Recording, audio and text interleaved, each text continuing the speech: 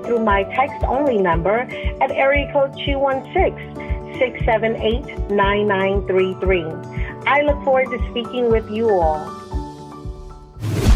Nobody wants to be on board with you because every time you say something, you don't keep your word. And so people go, oh, no, I'm straight on you. And so I want you to understand that it's dangerous to be a walking contradiction. Organifi.com/success. That's ORGANIFI.com/success. I wake up every single day. I am who I say I am. And I get what I get because I live in beast mode. Stop being gazelles. You're not average. You're not even good. You were born to be great. We keep it burning. What's going on, world? Welcome to another edition of the Secret to Success podcast. I'm your host, CJ, joined as always by the Bayesian sensation, Mr. Carl Wesley Phillips. Well, what up, y'all? What's going on? Man, I got Dr. King in the building. Let's go. Let's go. He's ready to go today. Ready to go. I also got Douglas. Man, out in Cali, going back to Cali. In Cali. Douglas, how's that weather out there treating you? Incredible. And returning after a brief hiatus from the podcast. Let's go. We have a young gentleman by the name of Carlos Quinney III. He's ready to go. He's hyped up. Let me make sure y'all can hear him. Come on, step in, son. Let's go. Carlos Quinney III. Yay. Hey guys, welcome to Chase Comedy Corner. What's up? What's up, Trey? Why don't ants get coronavirus? Why don't ants get coronavirus? Why? Because they have little antibodies. Antibodies. I love it. Love it. I love it. Welcome back. He's back. He's back, ladies and gentlemen. He's back. How's everybody feeling? Everybody feeling all right? Good, man. I'm hyped, man. We recording this on a Tuesday. Please don't send this to Toby. Don't anybody tell him. But I am super excited about him performing on the BET Hip Hop Awards tonight. Yeah. Got my hoodie ready. We're going to have a viewing party over here. Yeah, and let me just say, I don't know who's more excited, Tobe or CJ, because CJ could say, I blew you up. I built this. This is the house that CJ built. We built this city of rock and roll. No, we all did. When I was in Lansing, bro, I was over at CJ Pop's crib, and we was watching the NBA finals. Yeah. And I'm talking about, I'm sitting, matter of fact, Carl, I'm going to send you the video so you can put it on the podcast. Yeah. I'm sitting right across from C, and he's just sitting there, man. C probably about 1 foot off from the TV. And then all of a sudden, Toby's video come on and, during a commercial during the actual finals. And I mean, you should just see the look on, C already light, right? He already light bright. This dude, dog, just started glowing like the sun. Glowing. And then he had this smile, bro, that went from earlobe to earlobe, bro, where he was just like, just looking. And I just saw the look on his face. Toby's my son. You know what I'm that's saying? exactly what I saw. Father moment. Oh, man, I had a proud uncle moment. I'm just sitting up because I was just like, man, that's just big. So you could really tell. Huge, just, bro. You know what I'm saying? He's Toby's biggest critic from what I saw, because Toby called him about 15 times a day asking him questions. Like, hey, C, what should I wear today? Hey, C, what should I, and then he's also Toby's biggest critic. So he's biggest fan and biggest critic. Well, hey, I'm going to be real with you. I feel like, really, you don't have the right to be my biggest critic if you're not my biggest fan. Fact. You don't have the right. That's a bar right there. Slow down, E. But no, I just want everybody out there, y'all, by the time y'all hear this, it'll already be over. Hopefully you watched it. If not, I'm sure there's a replay somewhere. But, just a testament to the hard work that he put in, the squad, everybody, was a part of this, man. And, man, to go from literally just in the car trying to figure things out to, the largest stage in hip hop, you know what I mean, is incredible. Hey, what time frame? See, how many years? Just a guess. I don't know how many it is. 2013. So we're talking about like 6, 7 like years. we really start. Yeah, I could say we really start like actually working in 2013. Like I probably knew him in 12, 11. But when we really put a plan together, you know, to do the music. Wow, it's been that long? Like 13. Yeah. Yep. Wow, yep. Time flies, bro. Yeah, sure. It was before Trey was born. You know what I'm saying? Wow. So I knew me and Candace, Fat, and Toby used to be going on double dates when Candace was pregnant with Trey. So, and Trey will be 7 January 4th. So, I mean, we right up against it, but salute to Toby, man. Excited another about Another overnight success for y'all that's watching. Another 7-year overnight Another zero. Success, right? Another zero turn 10. You feel me? Another 0 turn 10. We're going to keep doing it. We're going to keep doing who's it. next? Who up next? Maul already having. I would say Maul, but Maul already there. So Maul already a celebrity. You already said in front of place with him. You already said in front of 1,000 people that I was a 0, and now I think you said, what did he say? Hey, I feel good though. I feel good. Yeah, you still started the highest. I used to really think. I thought a 3 was bad until y'all 2 came along. I was like, oh, okay. At least you know what I'm saying? Yeah. At least I wasn't at a 0. I thought, 3. I thought 3 was 0. He told me y'all number. I was like, wow, praise God. Bro, I'm talking about CJ in front at that conference, 1% conference. CJ was like, Jamal couldn't even speak. Like he couldn't even like he couldn't talk. Like he was mute. Like he was a mute. We brought him about the dirt. Somebody give me the emoji. He was doing sign language as a police officer. He just couldn't say nothing. Meanwhile, all our parents are sitting there hurt. Like, Mark couldn't even talk. And that's it. That's it. Your father feel like I ain't do jack with my son. Don't let the truth get in the way of good story. You know what I'm saying? But also, man, I wanna address something serious. Serious off the cuff? Yeah. But he laughed. Is it possible? But he laughed. Listen, I've been waiting on this moment. But I just every once in a while we got to stop playing on this podcast. We do a lot of joking on each other, and people get pissed. You know what I'm saying? They like, yo, y'all can't ever be serious. So I had to, we talk about all the time, being able to self-assess. And I had to self-assess. And I said, yo, you've been real petty about the Jordan, LeBron thing. It's taking too much time out the day. Maul's mad at me. Maul's still sending memes 6 weeks later. He's still every day, like out the blue.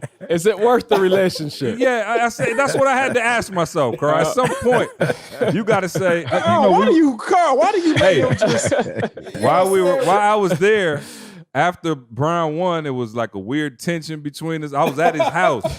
And so I didn't see him the whole day. In Chicago. Yeah, we kind of met up in the weight room, and it was like, I just gave him we just kept doing our thing. I said, yo, I got to bury the hatchet. So I sent him something to ask him to open it on the podcast. And I'm scared to do it. I'm not even going to lie, because it's right here, and it's been sitting here at my house. But I didn't want him to. But I didn't want him to have any hard feelings. So what better way than the gift? Go ahead, open it up, Marl. But what better way than the gift to take all the anxiety out of it? Take the edge off. Yeah. And make it public, so Maul has to acknowledge it public. And so that's in front of everybody. So I realized my mistakes, my childish ways, and the Bible says when I was a child, Let's I go. spake. You spake like one. Preacher. This happened to be my last video because this box blow up. You know what I'm saying, baby? Hey, you know what a life insurance policy is? But it also says I gave away my childish ways. I did. Did you do that? Let's see. I don't know. Hold on. Okay. All right. We got Maul. We got Maul. Here we go. I know that symbol. It ain't a jump man. It ain't a jump man. It ain't the jump man. I thought I was about to get a jump man box. It's the king. Listen. It's the king. Those would be the LeBron Witness Force. These are the LeBron Witness Force. Going to take them out. Maul. It's a peace offering. It's a peace offering. Come on, dog. And I know you only wear all black. Oh, look at the back. You know what I'm saying? I know you only wear all it's black. got the lion. Oh, it's got the lion. Listen, I know you only wear all black. Hey, Mike. I apologize, but I'm definitely I'm rocking these. You know what I'm saying? These. If you see me around in Chicago wearing these, bro, I apologize. Oh. Hey, look, my apologies. That's a peace offering, Ma. You know what I'm saying? It's the least I could do. Those are the LeBron witness 4s. And since he witnessed 4, I thought it's only right. You know what I'm saying? It's only right. So that's my way of putting this to bed. Hey, apology accepted, bro. Yeah. I appreciate it, but I ain't gonna let you outdo me, so I got you. Be looking for a package in the mail, bro. Okay, yeah. That's all I'm gonna say. I got you. That's all I'm gonna say. And when you get your package, I want you to open it and receive it the same way. No question. No question. But see though, which LeBron do you like the best? Which LeBron? Which team? I'm sorry. Which team that won the championship that you like the best? I would say my most enjoyable championship as a LeBron fan would be the one where he went back to Cleveland, for sure. It's got to be Cleveland. I was going to say, it's got to be Cleveland. I mean, to do it for the hometown, you know, Cleveland ain't won a championship and nothing. And we always talk about Detroit, but think about it. We had the Bad Boys winning. We had the Red Wings was called. The Tigers won the World Series, and I think at least like 89, something like that. Cleveland ain't have a championship in any major sport for like 100 years. So I know that felt good to bring one. Yeah, right, to bring one to the crib. So, that's my way of burying the beef, dog. I love you and enjoy the LeBron witness 4s. You know what I'm saying? So, hey, bro, hey, it's all done, man. You know what I'm saying? All right, cool. Put it to bed until next year when we get back into it, when LeBron when get KD come back. Oh. When KD come back. And the Splash Brothers. When the Splash Brothers get back together again. Hey, they better get Giannis because they ain't got enough right now, but we'll see. All right, so E called me and he was going off. And I said, anytime E goes off, it's a perfect time to have a great conversation on the podcast. And he kind of going off on folks, and I think you were kind of saying people were a little hypocritical, and the words you used was contradiction. So I'll kind of let you get it popped off because you were a little. Carl kind of spoiled it a little bit. Okay, no, I don't think they heard it. That was before we. That was before we got on. We good. Yeah. So so what you say? It's Carl? fresh. Yeah. Go. Tell them you got to set it up. You got to set it up though. So here's the deal, because I don't want to go there the way C trying to set it up. I don't want to go there. I'm just saying, because people may not be able to receive it like that. Right. Let me say this to you, and I'm just being real, Ma. As a coach, you know, I'm getting a little frustrated with my players. You know, let me say it like that. I'm getting a little frustrated with my players. And I mean as a life coach, as a consultant, as a pastor, you know, as a friend, Ma, I'm getting a little frustrated. And the reason why I'm getting frustrated, Ma, is because a lot of people that I'm dealing with, it's just too many contradictions, bruh. It's too many contradictions, bruh. And for those of you who are listening today, please go get your pad. Go get a pen, and I want you to take notes. We all going to say something today on this topic.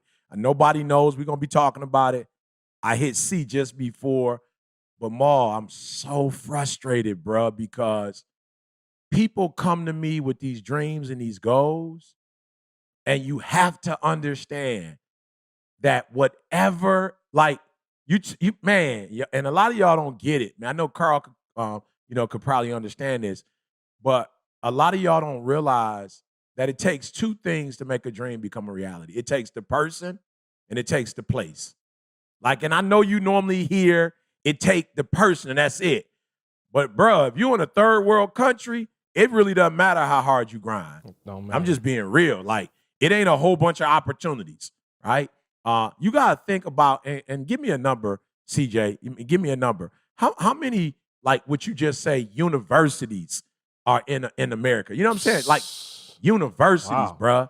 You know what I'm saying? Like, I mean, close. I don't know. I'd say 1,000, couple thousand. I don't know. So I'm just saying. Listen to what I'm trying to tell you. A couple thousand. Carl, how many universities are in Barbados? We got the University of the West Indies, which is like it's like campuses throughout the Caribbean. So it's one main one, and then we got one or two community colleges. I'm just being real. I was in Bermuda. It's one. Like he said it's possibly thousands in terms of universities, colleges, community colleges, whatever. Hey, let me just get you the number. Just a quick Google. Y'all can fact check. I just Googled it real quick. It said there were 4,298 degree granting post-secondary institutions in the United States. This is 2017, 2018. So almost 4,300 institutions. Okay, so listen, bruh. Listen. Wow. Listen, so you saying, everybody got to go. I'm not even on no college. I'm on, you got professors and, staff, faculty. You got custodial. You got people getting grants. You got football, basketball. It's a lot of bread being made at the university. Carl just said it's over 4,000. Listen to me very closely. Here's what bothers me. I'm talking about Maul gets under my skin. If you are in America and you got this dream and you are in America, the possibilities are unlimited. LaShawna sent me something I'm going to send to y'all. Carl, you probably already seen it, but there's like this graph. They got music on it, and it goes from like 1996 to 2020, and it shows who are the millionaires. And it's like this graph that's just like, it's crazy, y'all. Man, it's crazy. I'm gonna get it to you, Carl, before we get off. Maybe we can insert it.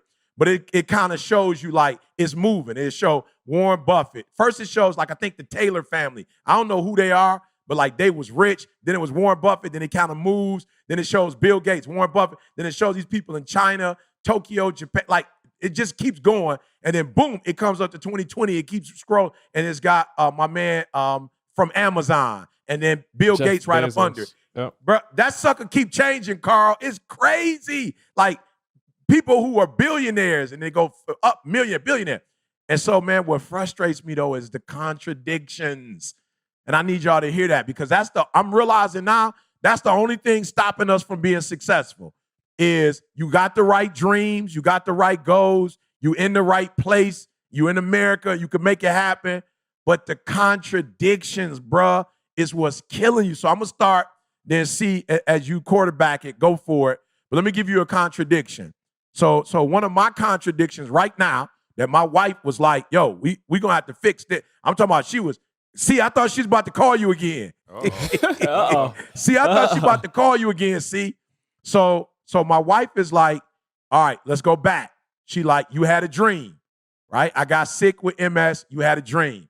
Your dream was for me, to retire, right? And your dream for me to retire and for us, to live that, that dream that you have. She like, and I quit for the second time, right? I'm all about that life. I quit. But she said, we in Cali, but one of the challenges that I'm having, week one now, and she got some issues, but week one, she was kind of like, yo, it looked like you about to be working like you was working before. Yeah. And I ain't move out here. Like, I ain't move out here for that. You told me that if we moved out here, we was going to have a different life. Ma, contradiction, Ma. Right. And she like, so you bought the crib. You got that done. So we in the right place, right? You got me somewhere where the weather is straight. The sun is out. You got me in a nice area. I got my restaurants in the area. I got my TJ Maxx, my Marshalls, my Home Goods. She like, but the only person that's missing is you. She like, yo, you been on the phone. You doing Zoom.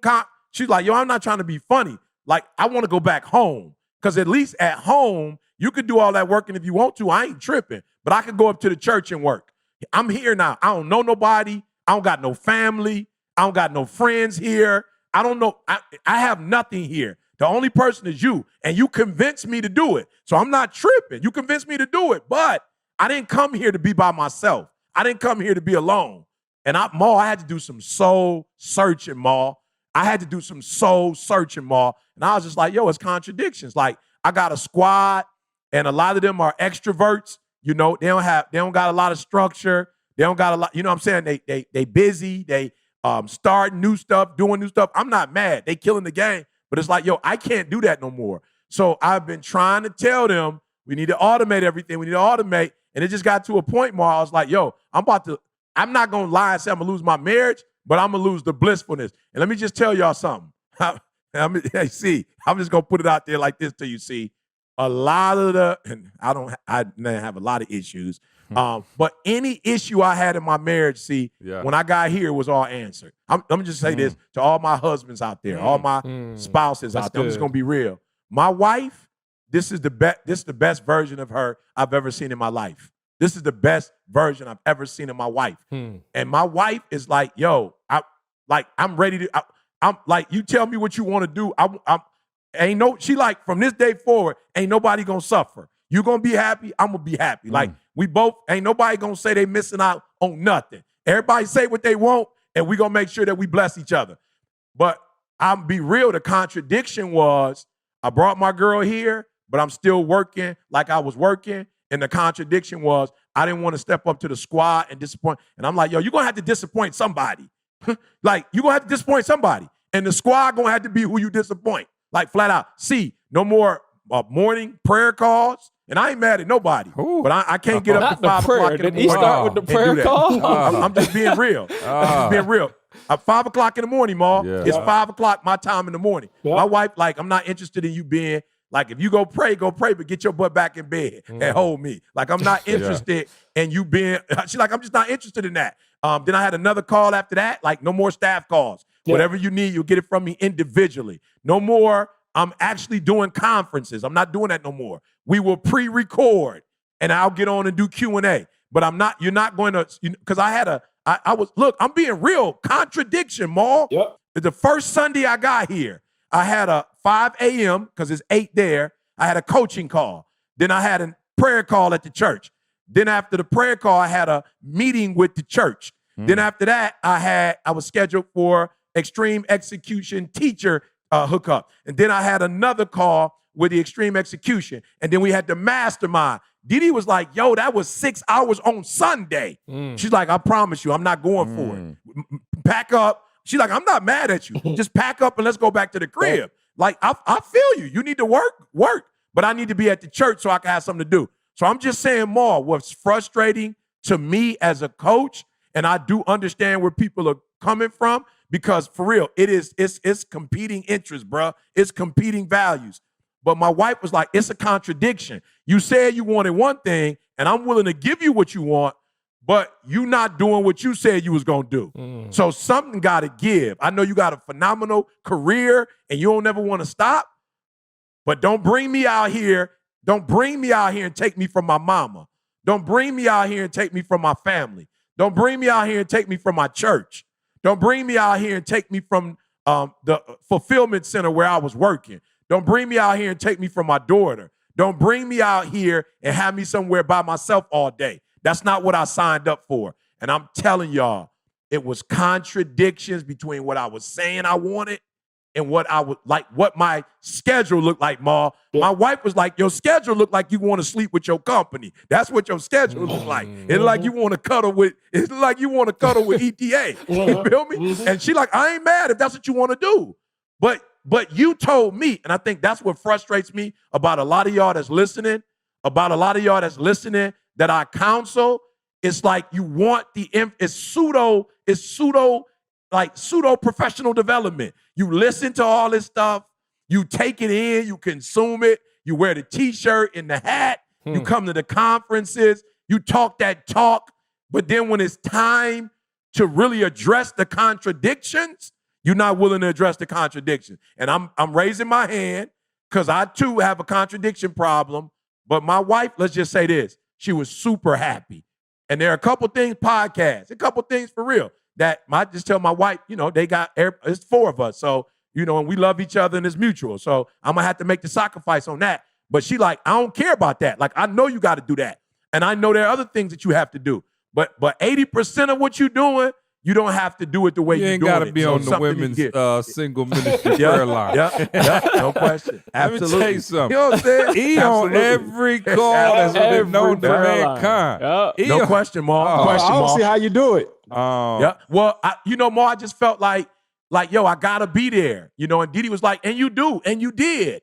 But we made an agreement on time. She like, yo, I'm not tripping. You needed to be on everything. There's no way for it to start without you starting it. But you got to put an expiration date on it. You can't be on it forever. So I'm not tripping that you in all of these things. But you told me to quit my job. So if you want to keep doing it. But let me go back to work. Let me get a job. But don't leave me in this house by myself. Like, that's what I love about Didi. Didi ain't even saying, get off of the calls, Ma. She not. Didi, she not saying get off the calls. She just saying it's a contradiction. You told me to stop working, but you still working. It ain't right. So either let me go back to work, which I would prefer to do. She's like, I'm going to be real with you. I prefer to go to work than me and you shop all day and do what we doing. But we 50. You 50. I'm about to get there. I want us to be blissful from this time forward. So I want it to be mutual. If you don't want me to work, I'm with that 100%. But you can't ask me not to when you still doing it. It's not fair. So make up your mind what you want. And I'm like, yo, this is what I want. She said, well, then act like it then. Don't say you want it. Do the things that somebody that wants this do. So I'm just saying, I'm just seeing a lot of contradiction in the world. Yeah. And I'm just telling people, if you ain't happy, if you ain't where you want to be, it's because you the contradiction. You not doing what you said, but you haven't lowered your dreams, your goals. You haven't lowered your money. And the reason why you so frustrated and so pissed and so mad is not because of anybody else. It's because you're contradicting yourself. And it's killing you because you're two people. And you really need to have singleness of heart. Be either lower your dreams and expectations or do the stuff that you have to do to make those things happen. Bottom line. Carl, I'm sorry, Ma. I just had to get it out my system. No, Carl, you look like you got something on your mind over there. I see you. Go for it. Go for it. No, this is what he was going to talk about before we push record. right. No. So what you're saying is, Amal, you always talk about it. We can talk about faith and vision and that kind of stuff. So what happens is our mind sees it first, right? And we see a picture of it, but what happens is we still got all the habits that we had for the rest of our lives. So now these habits and stuff are following us, even though we going into new environments and new territories. And this is for everybody. I ain't talking to E. I'm saying we take everything from before into the new environment with us. And there's an adjustment process that you have to be, that we don't think about, E. That's the problem. We see the thing, we go after it, but we don't think about that middle ground where we have to okay, I actually have to become a different person to really live in my dream. The dream that I have isn't the same person. Listen to what I'm saying. You can't be the same person and live in the new dream. The Bible talks about new wine in old wineskins. You can't be the new in the new dream, the old person. The two just won't go together. So that's all I was thinking. See, we have to now put in place, there's an adjustment period, because you're not going to just walk away from the old you. You got to figure out what are the things that I need to keep, what are the things I need to adjust. We just got to think that process through as we approach the dream. You don't want to get to the dream and now oh crap, I ain't right. No, no, you want to, as you're approaching it, start to make them adjustments. That's all it was. Yeah, and you can maybe even take it further and say you're not even going to begin to approach it until you kill it. Because it's one thing to kill it on the way there, but 9 times out of 10, you're not even going to be close to realizing that dream with that. We are loyal. If you think about it, why are we loyal to ineffectiveness? Why are we loyal to the things that we know won't work? Oh. And so I think people, man, when it comes to the contradictions, I've seen it, bro. When you was talking just about contradictions, bro, do you know how many thousands? I ain't talking about no hundreds, thousands of people I've seen over the last 20 years that worked with me that have contradicted themselves. You said a contradiction to Didi, right? Right. They say contradictions to themselves. Right. I have literally heard people contradicting themselves, literally telling themselves. Imagine that. You just sitting there looking in the mirror, telling yourself man, I'm going to do what I got to do, man, to get up off this job, man. I know I ain't living the way I got to live, so I'm going to do what I got to do. But then the thing that you think that you got to do is put more hours into the thing that ain't working. Wow. So you are contradicting yourself. You'll never get outside of where you're trying to go in life. And so I think that's the worst kind. With you, E, it's big that you're able to recognize it as a husband, as a man. And I think that recognition piece is the number one, it's the first step. I think that's huge for yourself to be able to recognize that to your spouse and then say, I'm going to change. I got to do better. But what about that individual, bruh, that's contradicting themselves? How do you even recognize it? How do you tell yourself that I'm contradicting myself? I'm contradicting my own dreams, my own goals, my livelihood. How do you do that? Right. So I think, and we'll work through this, right? Because again, our goal is not to chastise you. Our goal is to help you. Absolutely. So if we want to really take an inventory of where we're a contradiction, what you got to do is write down the contradictions in your life. How do you find them? Whatever areas that you're not making progress in, 9 times out of 10, you're going to find a contradiction there, right? So let's say I'm working with an individual who wants to lose weight. Well, the contradiction is you want to lose weight, but you still want to eat.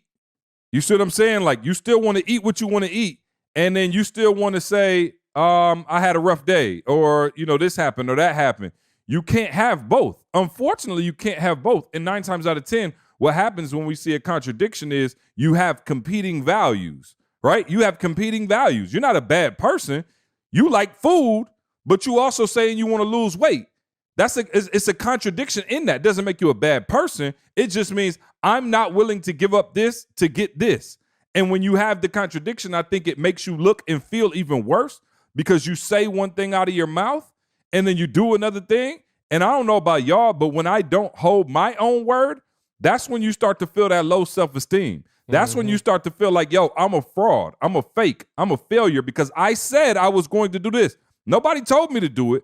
I said I was going to lose weight. I said I was going to be financially free this year, right? You said, I'm going to be like another contradiction. I'm going to be financially free this year. But you still going out spending on stuff you have no business spending on, right? You still going out buying the latest shoes, buying the latest. You haven't invested a penny into yourself, right? You bought a car you couldn't afford. You bought more house than you couldn't afford. And you saying, I want to be financially free. Here you got, of course, these two got the book off your first purchase. Again, that's hawthorne.co, promo code success. Hey, from what I just heard you saying, for every contradiction, there has to be a sacrifice. Right. There has to be a sacrifice made. No question.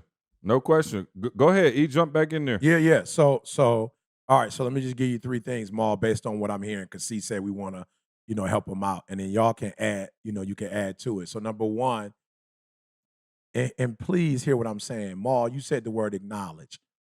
But Maul, it can't be the pseudo acknowledge, Maul. You feel me? Like, I already knew what Didi was saying was right.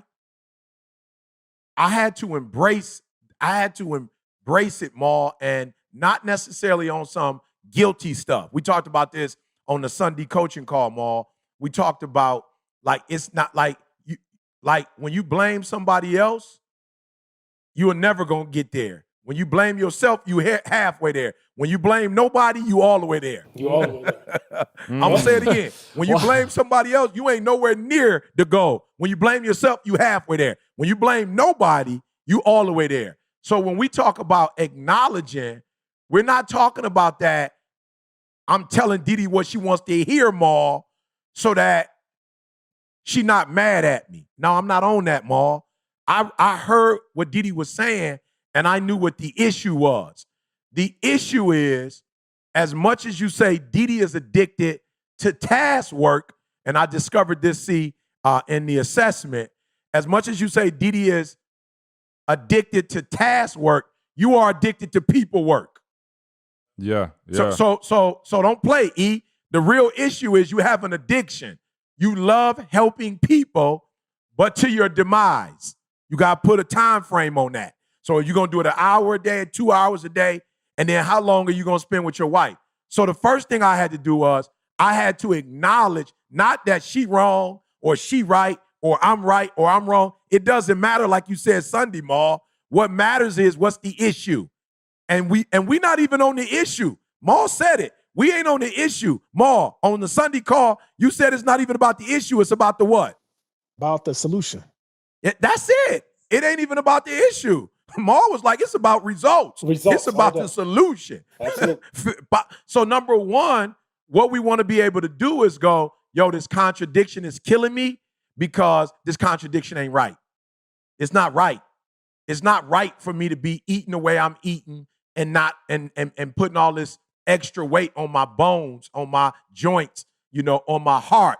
You feel me? On my bloodstream. Like, it's not good, right? I gotta stop.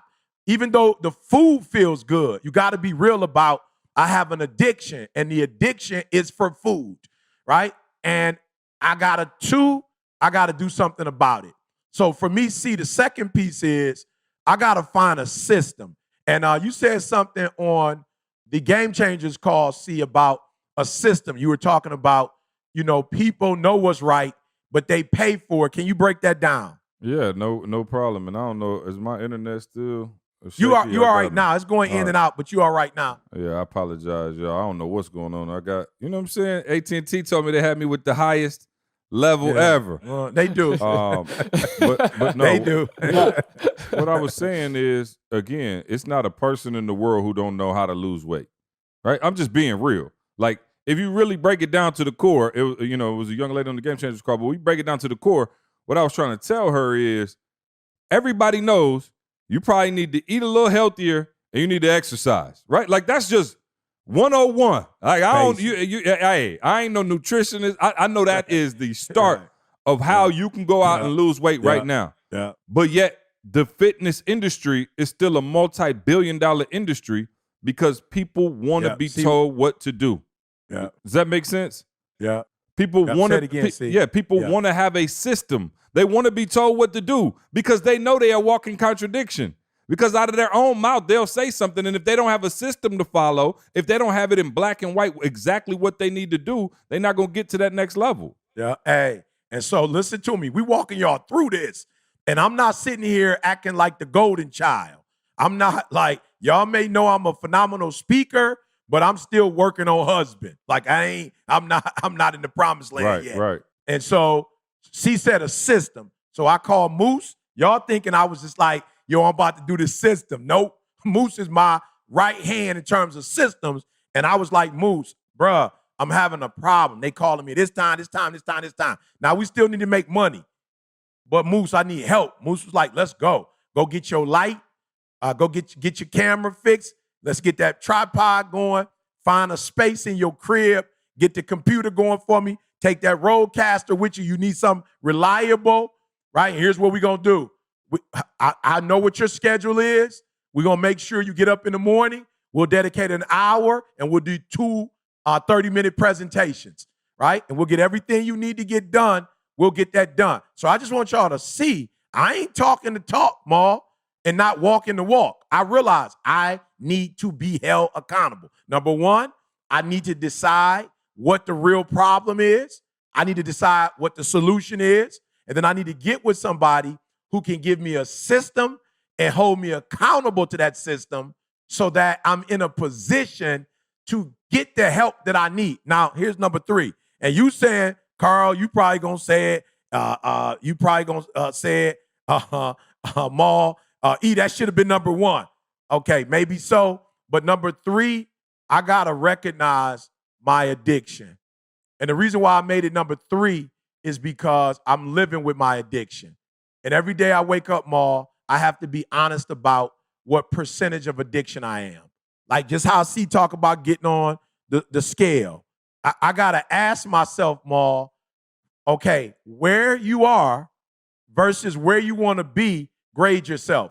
And the reason why I saved it for number three and I do it daily, Maul, is because I believe in all my heart there are endorphins, and this is biology, so you have to help me, Carl. But I believe that there are endorphins, Carl, that are released when you first have an idea. And those endorphins, Carl, get you pumped and help you make the right decisions. Yep. You feel me? Them endorphins I'm talking about them suckers release, Carl, and you like, woo! I'm about to do these recordings. I'm about to give my wife the time she deserves. Woo! And then Friday, Carl, you pumped up.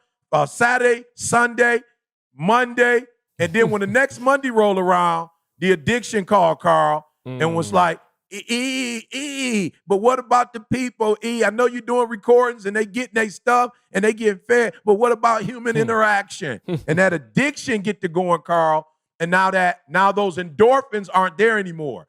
Now the motivation from Dee, come on, please hear me, Maul, they got to hear me. The endorphins, Maul, that will release because Dee was pissed. Every day I do the right thing, Carl, Dee is no longer pissed. Right, that's decreasing. So I don't have, you feel me? I don't got Dee's pissosity, right, to push you as a driver. I like that word. Yeah. Dee's pissosity is not my driver anymore, Carl. So now the only driver is truth. the only driver is truth. But now the contradictions, Carl, can live. Why? Because Didi ain't pissed at me no more. Now things are back to normal. You feel me? Like now things are back to normal between us. Now, we going out. We ain't no tension. We going out to eat. We enjoying ourselves. Her mom was here. We doing our thing. We having a phenomenal time because I'm recording, Carl. But then that itching for a scratch, that itch come back, Carl. Like, man, you hadn't been on the calls with people. You hadn't done this. You hadn't done that. But I've got to say no to those, Carl said it, the old wine skins, because I enjoy, and this don't have nothing to do with Didi, y'all. I enjoy keeping my word, Ma. Yeah. I enjoy keeping my word, which is we're going to move out here, we're going to do this, we're going to do that. And I just didn't move out here for her. This is for my sanity too. You feel me? And so with me working the way I'm working, Didi is like, it was no need for us to start all over again if we was going to bring that old wine. Out here. If we was going to bring them old wine skins into this wine, it didn't even make sense for us to make this move. So those are the three things I'm thinking about, Carl. Maul, C. I don't know if y'all want to add anything else to it, but those are the three things that I'm thinking about. Hey, I want to simplify it. Ian, we used to talk about this in a different context. We used to talk about your vice, and how, your character can take you places that, we used to say your talent can take you places that your character can't keep you. But I'm going to switch it like this. You are only as good as your worst habit. Like, think about it. You are only as good as your worst habit. And when I say habit, I ain't talking about drinking or smoking. I'm talking about your worst habit. Your worst habit is you got to be with the people. And it's something that you can leverage and get good out of, but it's still your worst habit. Now, there's a different level of self-assessment now. It's not what's wrong with it. It's what we used to say, what's right with it now. So when you really think about, like, the thing that got me here that I'm good at is actually now, like, my kryptonite. A poison. That's my poison right now. Poison. Please play the song Poison. Poison. So that's the one thing now that has become your absolute, you're only as good as your worst habit. That's now your worst habit. And now, it's like we always say, guys, it's a constant adjustment. You don't get to level 1 and keep all the same level. You don't get to level 2 and keep all the same level 1 stuff. So now is really back to, see, we can't get away from it. We're back to self-assessing on this level. All right, cool. We got here. Now on this level, we're going to self-assess and like, that thing that got me here. We say this all the time, but think about it now. The thing that got you here won't keep you here, even if it's good. Even if it's great, even if it's great. You're doing the present, it's great. But the thing that got you here, even if it's great, could now be I'm talking about like your downright kryptonite. So you still got to constantly reevaluate. And the bad part about kryptonite, y'all, is it doesn't matter, Carl. When you're in the wrong environment, you're doing the wrong stuff, it doesn't matter how good it is. It's going to eventually get bad. You feel me? Because of the contradiction. It's going to eventually be sour. How much ice cream could you eat? Me. Like, seriously, just go get 8 gallons of ice cream right now. Bro, at some point, it tastes terrible. At some point. See, is Ma looking at me like, I ain't so sure about that. I don't know, depending on which ice cream you eat. Hey, my boy makes some fire ice cream, bro. CJ ate about 3 of them gallons. He ate about 3 gallons. No, at least 3, bro. Hey, but with every contradiction that you address comes promotion to that next level. And so you have to get to that point where you have to deal with the contradictions in your life. And we all got them. We all got them. I'm not perfect. We all got them, but I do understand that promotion won't take place until I face these contradictions in my life. It's just that simple. And so a lot of people, if you looking for promotion, deal with the contradictions. That's your love. That's the test you got to take to get to that next level. That's good. No, hey, I don't know if y'all can hear me. We can hear you. I feel like I had to. I went and tried to do some IT stuff in the house. Hopefully y'all can. So hopefully y'all can hear me. But I did want to say something and just take the conversation in a little different direction. And one of y'all just put up a finger if you can't hear me, so I'm not here looking like a dummy. But one of the things in terms of contradictions, I think that people don't understand is what happens is most of the time when you say you want these things, you speak it out of your mouth. And what happens is even the people that you think don't necessarily pay attention to you or aren't paying attention to you, they are. And so what happens is you the energy that you create around yourself of being somebody that's a liar is dangerous, right? Does that make sense? Like when you say you're going to do something, like to me, it's nothing worse than somebody who don't keep their word. You know what I'm saying? And so what happens is you tell me, oh yeah, I'm about to do this. I'm about to be on my grind. I'm about to do this. And I see something totally different. It scares me. And so now the energy that I give you towards your dreams and goals is very scarce because I see that you're not serious. And I'm telling you, man, I told you, people will forget what they told me. People will come up to me, people will be like, yo, I'm starting this business. I'm doing this. I'm on my grind, da, da, da, da. And you can see them 3 months later, and it's like, I'm talking about like, they like, what business? I'm on welfare now, see? I'm on welfare. Did I say that? No, I'm just worse, saying. See, or worse yet, hey, I'm starting another business. Oh, no Worse yet. question. But I'm saying, but here's the thing. I'm saying you need other individuals and other energies in order to make your stuff go. And what happens is you start to repel the world when you say one thing and you cannot keep your word. You start to repel sales. You start to repel your wife. Wow. Some of you don't even know your wife is looking at you like you crazy. You wondering why she don't really support you like that. The last 5 things you said, doggone it, you ain't kept your word on. And now on the 6th one, you like, E.T., she tripping. No, she not. She know your track record. Going deep. He was going real deep. He was going deep. You see it, Going, man? see. Keep going. Keep going. deep. You may not Keep keep going. Keep going. Hey, You said They your gonna- wife. Yeah. Hey, they gonna hear it. Y'all gonna hear it. You may not see it on the recording video. good. But no, I'm saying the last 5 things that you were supposed to do, you didn't do. So your wife is not giving you the energy you think she should give you because the last 5 things you said you was gonna do, you didn't do. Did you forget you told your wife you was about to get in shape? You just forgot about that. But now you telling her you about to start a business. Forgive her if she don't believe in it. And so what I'm telling you is it's dangerous when you start saying these things. You better off just telling your wife, baby, I'm good with the gut. Like I'm not tripping What on you the see gut. is what you get. Yeah, let's come to a compromise. Are you okay with question. this? You okay with it? I'm okay with it. Yeah. But when you start acting like you doing all of this, your kids, your family, they start to look at you as a joke, man. And that's a dangerous spot to be. That's why, for real, one of the things I try to make sure of, if I say it, doggone it, I'm about to get it done. Because I don't want nobody, like Maul, we said we was going to do the book. Oh man, didn't we say it? Said, But the thing, bro, we going to do it in the pandemic, in the quarantine, we will get a autobiography done. It's done. Yeah. The workbook is done. Like, that's not an easy feat. But we said we were going to do it, and we completed. And so what I'm trying to tell you is the energy that surrounds us when we say we're doing something, the momentum that we have, not only for ourselves, but from other people, everybody wants to be on board. Nobody wants to be on board with you because every time you say something, you don't keep your word. And so people go, oh, no, I'm straight on you. And so I want you to understand that it's dangerous to be a walking contradiction. Yeah, and here's the deal, though, see, and y'all can, y'all please chime in because, I could be off. I could just be emotional. I believe that I believe sometimes that the contradiction is a contradiction because it was never yours in the first place. Oh, no question. Yeah. Like, it was never your goal in the first place. Right. So right. if you said, I'm about to lose this gut, you didn't really say it because you got a problem with the gut. You didn't even really say it because she got a problem with the gut.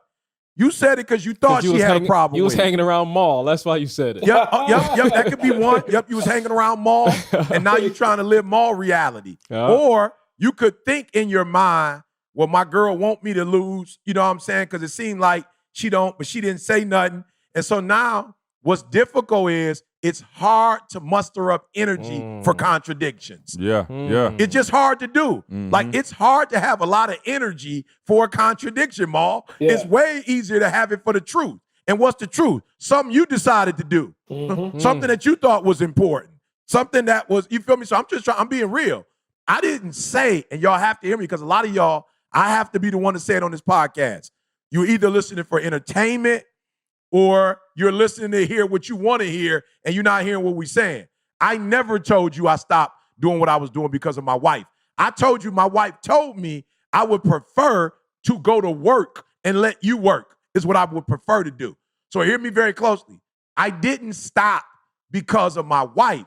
I stopped because My wife was reminding me, like CJ said, she was reminding me of what I said. That's what you said. Mm-hmm. She was reminding me of what I said. You said that once we hit this 50 mark, we were going to travel the world, right? We was going to move. You was going to put me in the best scenic environment because I need energy. I don't have it when it's cold or when it ain't no sun. So you did most of what you said you were going to do. But this part you're not doing. And I have to be my honest. point to you is, real quick, my point to you is, imagine the next time you tell Didi, oh, we about to go do this. She like, cap. Yeah.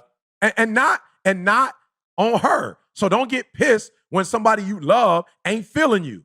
Don't get mad at them. You put the wood on the fire that told them don't take you serious.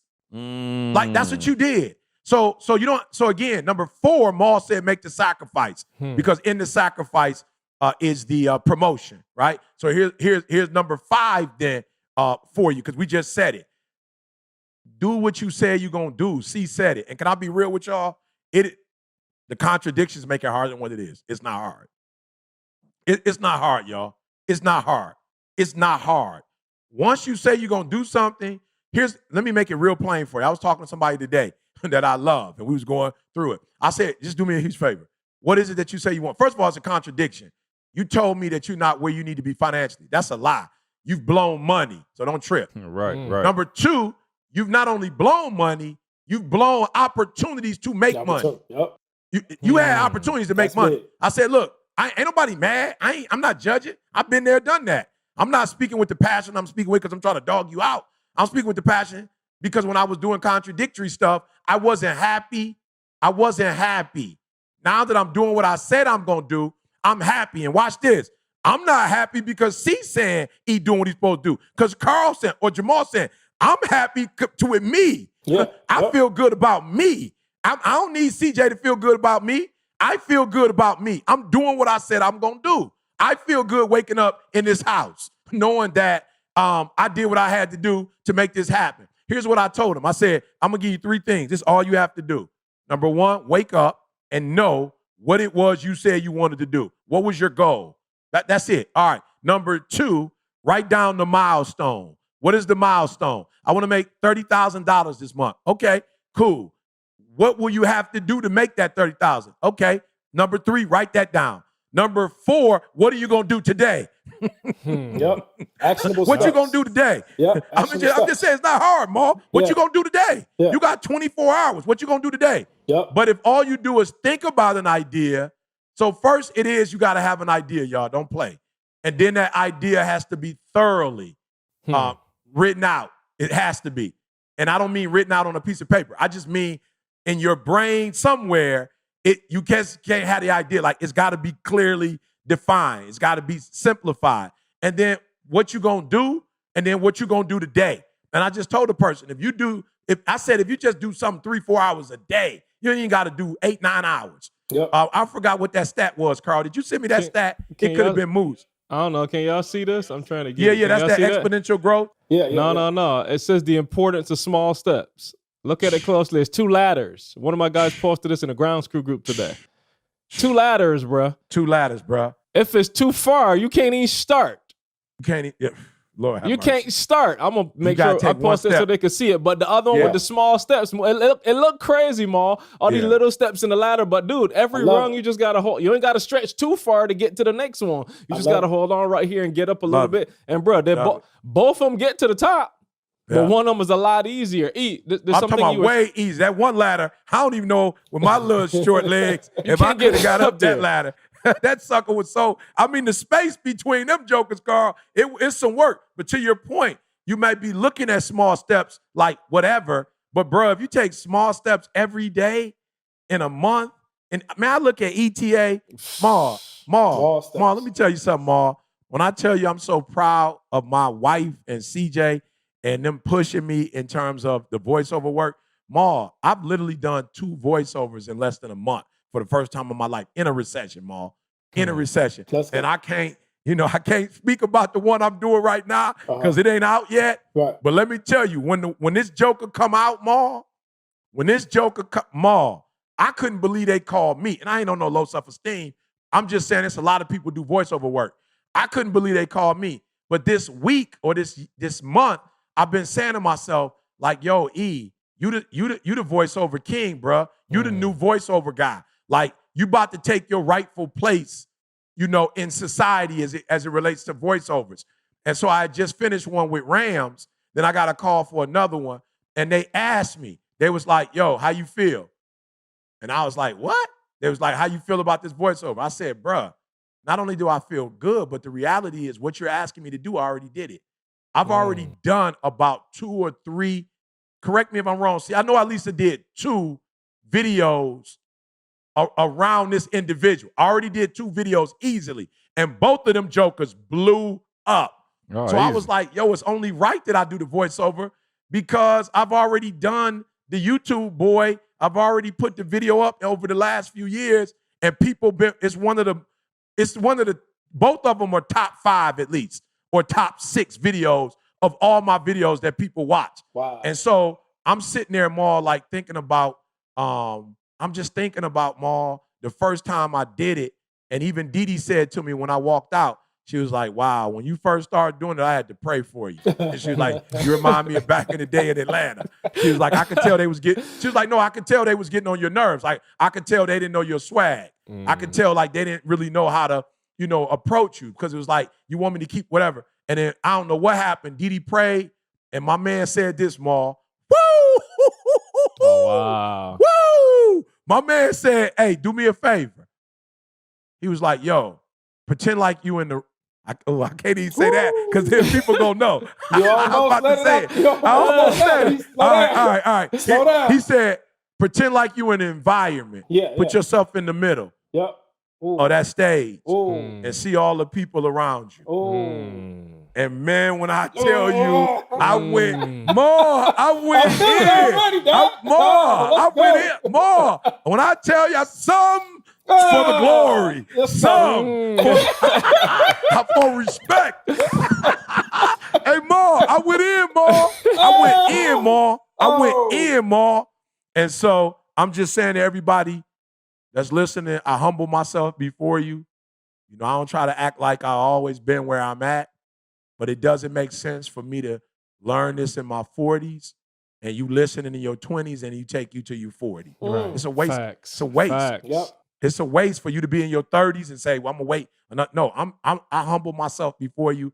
I'm a sacrifice before you. I'm telling you my faults. I'm telling you that I put people in places they shouldn't have been put in. I let people in my inner circle way too fast. The relationships weren't mutual, just being real. And I put them before my own. Man, my wife used to say to me, like, yo, I don't even want to be married no more. I was like, what? She's like, no. I don't want to leave you. I just don't want to be married no more. I want to be your friend again. So my wife was like, I love you. I love your energy. I love your passion. Like, I love being around you. I just don't want to be your wife no more. And I was like, what? She's like, yeah, because it seemed like once you family, then you get put on the back burner. Ouch. Once you family, it just seemed like you feel like you secondary. But when it seemed like it's your friend, it seemed like you do all kind of stuff for your friends. You put your friends before you put your own. So she's like, no, I'm good on that. I just want to be your friend again.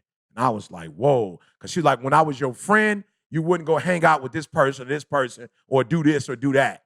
You'd put me first. And I just want that spot back. That was, Ma, that was early. That was like about second, third year in the game, Ma. And it hit me like a brick. And I've been fighting ever since then to put my wife in her rightful place and not let people in the outer courts, Carl. Everybody in the most holy place. The priest couldn't even go in the most holy place, Carl. The priest couldn't. I got everybody in the most holy place.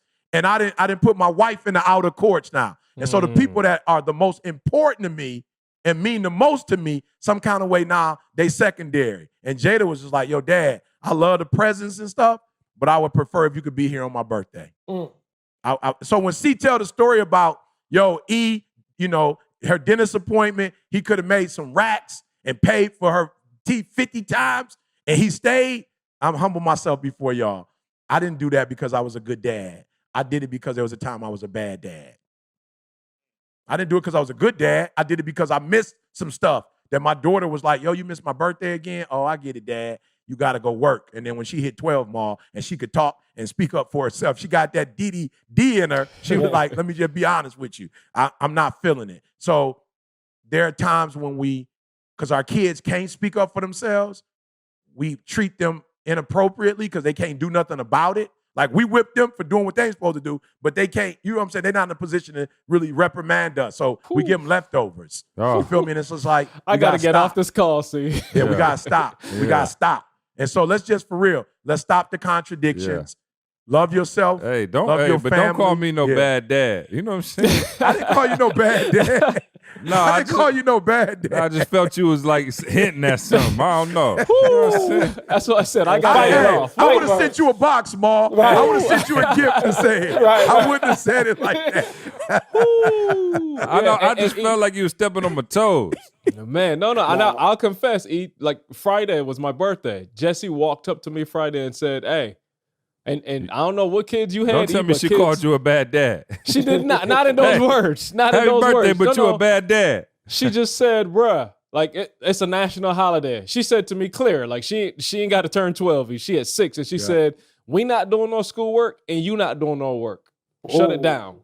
Oh. I'm talking about 6 years old. She looked at me like, yo, I respect the work and all that, but it's your birthday. We stopping now. And I was just like, I think it's so important, man, that and what I'm hearing, you know how people usually have accountability partners? Yeah. People that's listening to us need to start having contradiction partners. You know, people that's just telling you, people that's in your circle. What's the game? The buzzer. See, what's that game with the buzzer? Is that a honey bun? You know what I'm saying? I just need, that a Twinkie cake? Hey, exactly. Like your wife, You know what I'm saying? And it's crazy because all of our wives are definitely like Camille, and I know she's watching this podcast, and she get up in them, she know how to get in my skin, but she's my contradiction partner. Mm-hmm. You know, like she talking about that honey bun. Camille knows, and CJ know. Anybody that's Carl know, and E know. Anybody that's ever been in my house or been in Mariano's with me know I love chocolate chip. Yes, sir. Oh, for great reason, right? And for I great know why. reason. Hey, and then Candace, CJ wife ain't no better, y'all. No. She know I got an addiction to these doggone chocolate chip cookies, and she will hand make some cookies for you when you go to her house, and then she'll leave like 15 of them on a tray on the countertop at nighttime. So you find yourself some kind of way just sleepwalking about the bed in the middle of the night, and then you go right to the kitchen and get them cookies that's waiting on you. But, you know what I'm saying? Camille, good for saying like, man, you know, and just reminding you like, hey, you said that you wanted to work on your 6-pack, you know, work on your abs. Them cookies ain't going. She ain't got to say them cookies ain't going to help because you already know the contradiction. You know the funny thing, though? I still get pissed when you remind me. You know for sure. For sure. Like, that's the thing is like. But that's the thing. You're going to get pissed. You're going to get pissed. We all don't want to hear something, but that's what it's for. It's to make you, it's just to hold you accountable to what you said that you was going to do. That's all it is, man. And so you need to start and look at your circle. But let me say this. Your circle might be a contradiction. You might have the wrong, you might be saying that you're trying to do something like, but you got the wrong people hanging around you. So that's why, man, I love the cast that I'm rocking with on here because it's an accountability. Like C talked about the book, the book, the workbook, the book, the journal, and the audio book. You know, we was holding each other accountable. Yeah, we would rather want to just kick it and chill every time he came to Chicago and things like that. But no, we had work to do. We knew that we said we was going to have this thing come out a certain time period. So we held each other accountable. So it wouldn't become a contradiction. You know why I think, too, as we're talking, the contradictions are so frequent. When you so think about when you say, when's the time you say like, yo, I'm about to get back on my health kick? Usually is after what? Oh, New Year's. Holidays. Or just in general. Or my fattest point. But I realize I've gone too far. I'm saying, no. I'm saying, like, I usually do it when I'm full. Like, usually when I just smashed. Oh, yeah, that's good. You see what I'm saying? Like, that's when I'm usually turned up to like, all right, I'm about to get back on it. When I'm full, right? Like, you ever been to the grocery store when you're full? It's easy to be accountable. Yeah. You're not hungry. But when you go to the grocery store when you starving, you grabbing stuff you never would have got in your life. So what happens is you say what you say out loud out of your mouth because you're in a mood or it's a feeling, but it's not purposed in your heart. And so I suggest you stop saying stuff until you at neutral. Because a lot of you said, I'm going to lose weight right after you left the buffet. You feel me? It's easy to say it then because you feel nasty full. You sitting on the couch. You got your jean button popped open. You know what I'm saying? You sitting there with your gut out and you like uncomfortable. And what's the first thing you say? Oh, tomorrow I'm getting back at it. Bruh. Monday, starting Monday, it's on and crack.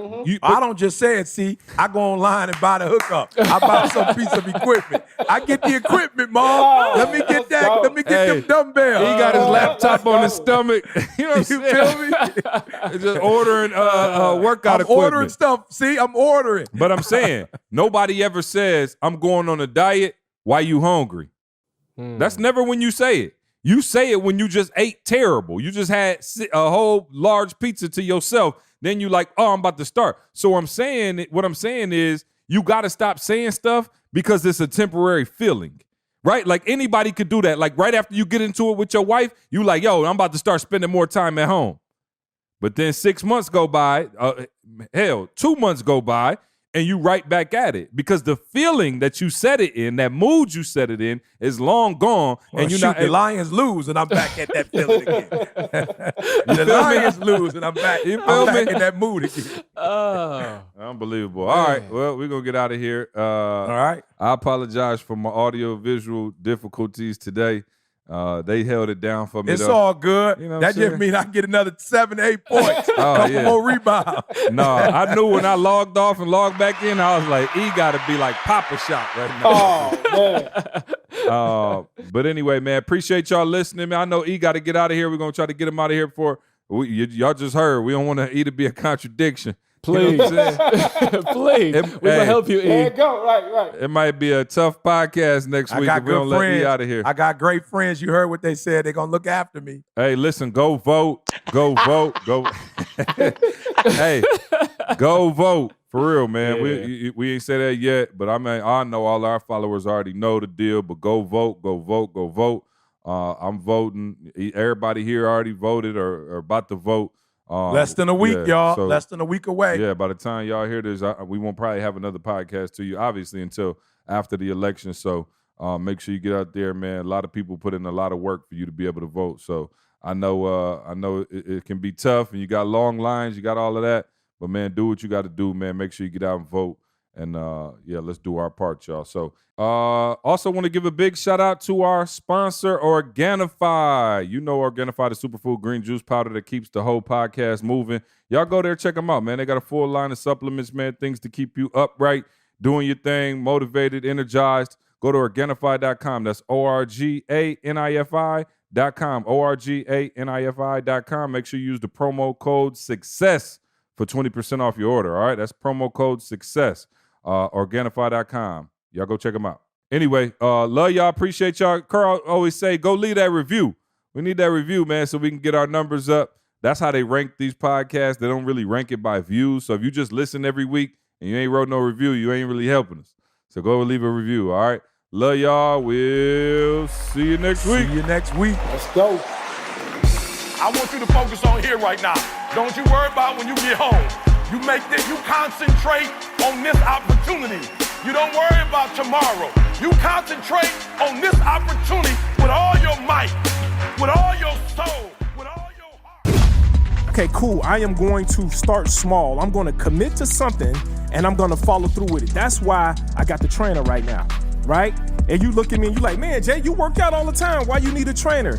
Because in the beginning, that was a process for me. The reason why I learned how to work out was because of a trainer that I had early on in my life. But I'm realizing you can't work out the same way. I learned how to work out in my 20s, right? How to really work out in my 20s. But now I'm 43. You can't work out at 43 the same way you worked out at 20.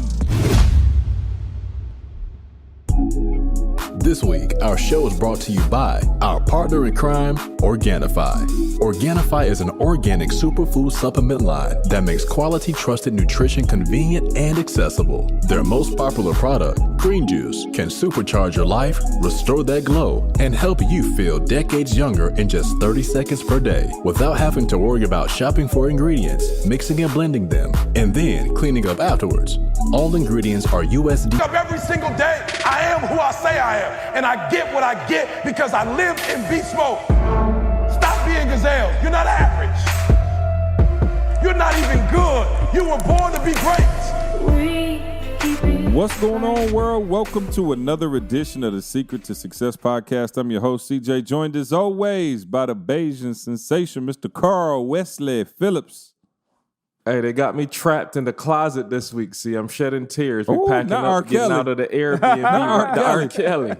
Trapped. Hey, we packing up as we speak, man. The descent from Cali. In the closet. Wow. Hey, the descent like from Cali is over. You know what I'm saying? My closets don't look like that. Hey, you're not supposed to say that name, though. You're not supposed to use that kind of term no more. He's still on punishment. Well, from Chicago. Hey, man, you are innocent until proven guilty. Oh, no. Hey, no doubt. He been guilty. He been proven himself guilty. We got Dr. King in the building. Dr. King, what's happening? Hey, bro, 2021. 2021. Let's go, man. I'm just, just in it, bro. Just in it to win it. That's what I'm saying. I'm in it to win it right now. There's always, not always. I can't give you the always title because he ain't always here, but here to grace us for the first time in 2021. As a 7-year-old, today is his actual birthday. All right, today is the day. We celebrated yesterday and had all kind of cake and ice cream and pizza and all kind of jazz, didn't we? Y'all had to go to work or something today? For Carlos Quinney the third. Hey, Trey, guys, you look older. Trey, you look older. That's because I'm 7 and I was 6 the day before yesterday and the day and yesterday. And now I'm 7. Good. You look like it. Let's go. Happy birthday, man. You look like a 7-year-old. Happy birthday, Neff. Thanks. All right, get your intro. Let's go. Hey guys, welcome to Trey's Comedy Corner. Thanks for having us. Why did the barber win the race? Trey, why did the barber win the race? Cause he knew all the shortcuts. Good job, CJ, how is it possible that your son is funnier than you, bro? I don't know, man. Talent skips a generation. You know what I'm saying? Because Pops got it too. Hey, Pops got it. Trey got it. Well, I don't know what happened between. Yeah, I know. I missed it, man. Nah, man. It's crazy, man. 7 years old. And, I know y'all got kids older than my kids. Well, me and Carl on the same page, but man, it's something else to see your kids getting older, the types of conversations that you have with them. Oh, boy. Oh, yeah. No, it's just different. Boy. It's just different. So, it is what it is. I told Candace, like, I feel like anybody, like, if y'all ain't in your 30s, so y'all don't really, you know what I'm saying? I'm talking to anybody else out there in their 30s. You got them moments where you like, I just be sitting there, like, getting myself something to eat or something, and Trey be like, hey, Dad. And I be like, yo, who I'm somebody dad? Like, you know what I'm saying? Who he talking to? I got them moments where, like, with Avery, she's still, like, little and be like, daddy. So it's kind of like, okay, like, when Trey say it, it's like, why you got bass in your voice talking about, hey, Dad. I'm like, man, shoot, I'm a whole dad out here. So, no, shout out to Trey, man, 7 years old today. We doing this pod a little early because Carl got a dip from the West Coast. So he called a audible on us. But we are well into 2021, gentlemen. How is things treating you? Does it feel like a new era? Does it feel like post-COVID? I don't know. Are y'all feeling any different?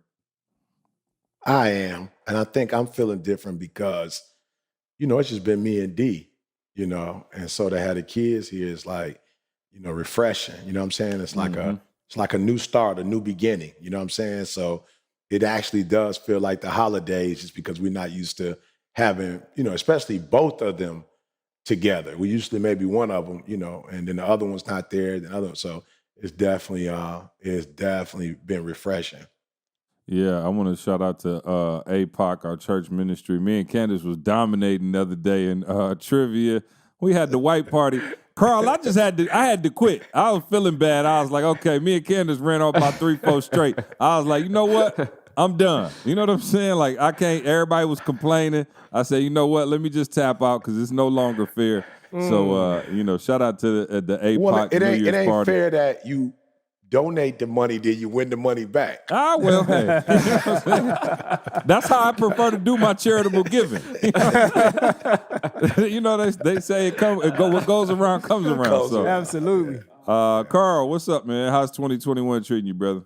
Hey, so far so good, but I'm about to make this descent into Lansing, Michigan. I'll let you know how it feels when I get back. The weather's going to be so great when you get back, Carl. I sense transition. 40s. I sense 40s for you, Carl. 40s hey, I will sun. take all the 40s. I'll take it. Unbelievable. Yeah, well, it ain't Cali, and I'm going to pray for y'all because Maul FaceTimed me the other day from Chicago. Looked like they was ugly. Under Maul. Under One question, a hole. Maul. Is the Hawk out yet? Oh, the Hawk has been here, brother. Oh, man. The Hawk. And then that Chicago type where the wind. Bro, it's so funny. The snow here, it don't come down. It comes from underneath. It comes snapping on the side, down the left, the right. You know what I'm saying? The snow in Chicago just be hitting you from all around. Heavyweight champion, bro. And Maul, we heard for the new year, Maul got a personal trainer. So you want to explain that to us, Maul. Right? Exactly. Yeah, explain that. You know what? Negative body fat. Because I'm thinking Carl should have got the. I think Carl should have got the personal trainer. I'm looking at Carl's arms, and I'm looking at your arms. I'm thinking Carl was in there. The reason why I got a personal trainer, all right, is because I know that my brother's over here. All right, CJ just got this whole gym in his house. I mean, state of the art. It's just I mean, he got he got everything, and I'm us. happy because now, like when I come over there, we can work out. We can keep it going. Yeah, I know ET. He got the crib out there. He got the gym now. He doing all of this. All I got is cardio. Right, and I was like, man, you know what? I was just thinking to myself, like, man, things are opening back up. What's gonna happen? We get on stage, and then the hip hop preacher, just decide to take his shirt off. I don't know, man. Oh. He just show his You're muscles. going to be looking good. You know what I'm saying? What kind of conferences y'all doing next year? You know what I'm saying? CJ might want to start wearing tight shirts too now. So I was like, all right, cool. I got to step my game up. Iron sharpens iron. Got a better chance for CJ wearing his tight shirt than me taking mine off. But no, this trainer, what kind of conferences y'all got planned this year, Maul? I just want to know. From where you're going, I'm not sure I want to be a part of this. Pre-sex. You know what I'm saying? That was a throwback to the last episode of anybody. You know what I'm saying? For all my 2020 listeners. You know what I'm saying? Nah, man, I am excited about 2021, man. Again, we talked about it before. It's not like, when the ball dropped, all your problems drop. You still are presented with the same challenges, but there is something about the new year hitting that makes you feel like, okay, cool. And so Maul mentioned having a gym in the house. Me and Train just got it in this morning, man. Just a great workout. Oh, that's good. And man, let me tell you something, Wow. man. For those of you out there who still been neglecting your health, like that, to me, like your health is like the root of everything. You know what I'm saying? It's like, bro, it's hard to, even for myself, like if things are going right in business and everything's clicking and me and my wife on one accord, if you're not feeling right, like, physically, it's hard to, get yourself there mentally as well. So, man, just make sure you investing into your health. Shout out to Organifi. You see, I'm about to go in now. I'm on it every single day. I've been on it the last 3 weeks, and so we're going to keep this going in 21. So I'm about to pull this up as soon as somebody start talking and drink this on the podcast, get my energy I need, and get this 2021 off to a great start. Let me ask y'all a quick question before we get into it. What's the one thing in 2021 that you have been looking forward to? Getting back on the road. You think we're getting back on the road? Yeah, for sure. I don't know when, but sometime in 21. I believe. I love to believe that the fourth quarter, at least August, September, we throwing a nice size conference. I don't think we're gonna be able to do $5,000, but a decent little number. I'm hoping so, man. That's my hope. Hey, Maul, I gotta go to make real estate real. I gotta get my first flipping, man. I've been doing these buying holes. I gotta get a flipping there. Come on. Mm-hmm. Okay, Carl doing a flip this year. I love it. See, you already know what my thing I'm looking forward to. Vacation, bro. I need to. Oh, bro. I need Say to. it. Oh, come on, man. We was doing so much traveling in 2019. I'm talking about so much travel. I mean, we had the whole world. We up in, I was about to say Kanye, the name of the song, Negroes in Paris. You know what I'm saying? I mean, we was. It's okay. They know. Oh, bro. so Matter of fact, man, I'm going to have to play. Hey, Carl, remind me to send you the clip when me and C up in just. Oh, no, don't Paris. send that clip. Don't send that clip. Don't send With our that clip. brides, Hey, bro. we got some Uber. heat on C. With our Do we have some brides. heat on C? With our brides. With our brides, man. I just want to just with our travel, bride. man. Just go on the beach somewhere and I think my wife, Camille, she on it too, where she just like, man, it's you tough. know, we just need to travel again. Just give me one place, bro, somewhere. You know, the Maldives. I feel you. You know, water bungalow in the Maldives, and I'll be all right. Stay there for 2 weeks. He and Carl talking about I feel you in Cali. Y'all already at the vacation. You know what I'm saying? Y'all don't count. Y'all already there. They didn't build my pool on purpose more. I'm gonna leave that alone though before I start smashing the companies. Oh, what's going on with that? How you, man? I'm talking about they still ain't started the pool. Yeah, we'll talk about it next podcast. I'm gonna give them this week, and then we're gonna start putting people out on the street. So that people don't support people no more. We're gonna, you know what I'm saying? We're gonna leave it alone for now though. I'll tell you that next week. Well, he texted the group text. I think this morning. It was this morning or last. I think it was this morning. No, it was this morning. Yeah, early, and said he said I got the topic. And so if the podcast whacked this week, that's why, because usually I got it. But you know what I'm saying? He got it now. So, you know, I just want to, you know, defer. You know, I usually don't pass the rock.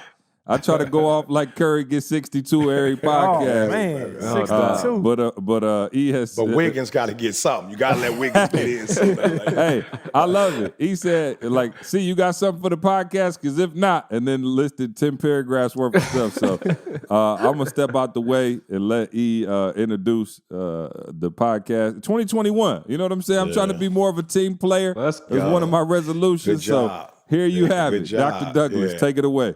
No, for real. And I just want people to get in the right mindset real quick because a lot of times you hear cliches, and while they might be powerful, because you're used to hearing it, you know what I'm saying? You like, you know what I'm saying? Like, I heard that before. Like, you know what I'm saying? Like, everybody say that. So I ain't really, I need y'all to really feel what I'm about to say today. Really listen to all four of us on this podcast today.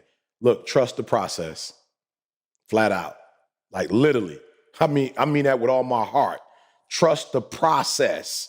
Like you, like, oh man, I heard somebody basketball say that. I heard football. No, I'm telling you, I mean this with all my heart. A lot of you are not where you want to be because you do not trust the process. Like, feel what I'm telling you. Don't stray away from the process. You feel me? Like, don't get weary because of like. It's taking too long. I don't see what I think I need. No. Trust the process, right? And I'm going to say this again before we get started. Trust the process. And what happens, I think, a lot of times is when you hear that, you so deep into the saying that you're not really even paying attention to what it's saying. It's saying trust the process. So what's the process? I don't know for you what it is. But whatever it is, like, you got to make that determination before you can trust it, right? I want y'all to hear me, right? You have, so what is the process? So for a lot of you, number one, you keep saying trust the process. You don't even know what your process is. Like, you don't have slightest idea. You've been borrowing processes. You've been watching other people with the process. But I want you to get to a point, number one, where you can really ask yourself, like, what is my process? So let me break it down for you. So when I was like younger and watching Muhammad Ali, you know, I don't know a lot and y'all got to help me out. But I know one boxing boy, that's the southpaw. That's a process. I know for cats, you know, who do the wrestling, all that, you got the, man, what is it? My boy L used to be on it, and you take people to the ground, Maul. I knew it this morning, but it's a grappling. It might be jiu-jitsu. You know what I'm saying? Like that's like a process, right? You got taekwondo, you got karate. Listen to me. Bruce Lee didn't have 3. He wasn't on 6. You feel me? There's like a process that he used. And so I'm telling you, you got to figure out, are you southpaw? Are you jiu-jitsu? Are you karate? You know what I'm saying? Like, do you do the Atkins diet? Do you do, you fit Pilates? Like, yo, you gotta, like, and whatever you do, it's not the thing that you do, but it's the process. And so the thing that's gonna really take you to that next level is that actual process. So I'm gonna ask the fellas what their process is, but I'm gonna tell you a story, and Carl knows this young man, right? So I'm telling y'all, when I tell y'all he a good kid, he probably one of the best kids I know. Good kid. I'm talking about good kid in school, good kid at church, good kid at the crib. Like, this is a good kid, right? But his mom called me not too long ago, and she was like, yo, but he been lying. And I'm like, lying? Like, come on, what you mean by that? Well, you know, he dating now, and he in this relationship, and it's a process, Ma. She got a process. And so little man ain't feeling the process, so she found another phone, Ma. She got another phone. He didn't have another phone, right? And so he got another phone, Ma, because, like, honestly, he in a relationship. Right? He in a relationship with this young lady, and his mom is like, I want you to do this, this, and this. And I keep trying to tell her, Ma, I'm talking about she going through it. She questioning her parenting. She struggling. She like, yo, I can't believe he lied to me. I can't believe he being manipulative. I can't believe. And I told her, I'm like, yo, chill. He's a great kid. You know he a great kid. I know, everybody know he a great kid. But the problem is, he don't trust your process. like you got a process. He I don't want to say tell on him, but he in high school. Let me just say that, Ma. He's a high school young kid. Man give. Yeah. Young man. Yeah. So what's happening, Ma?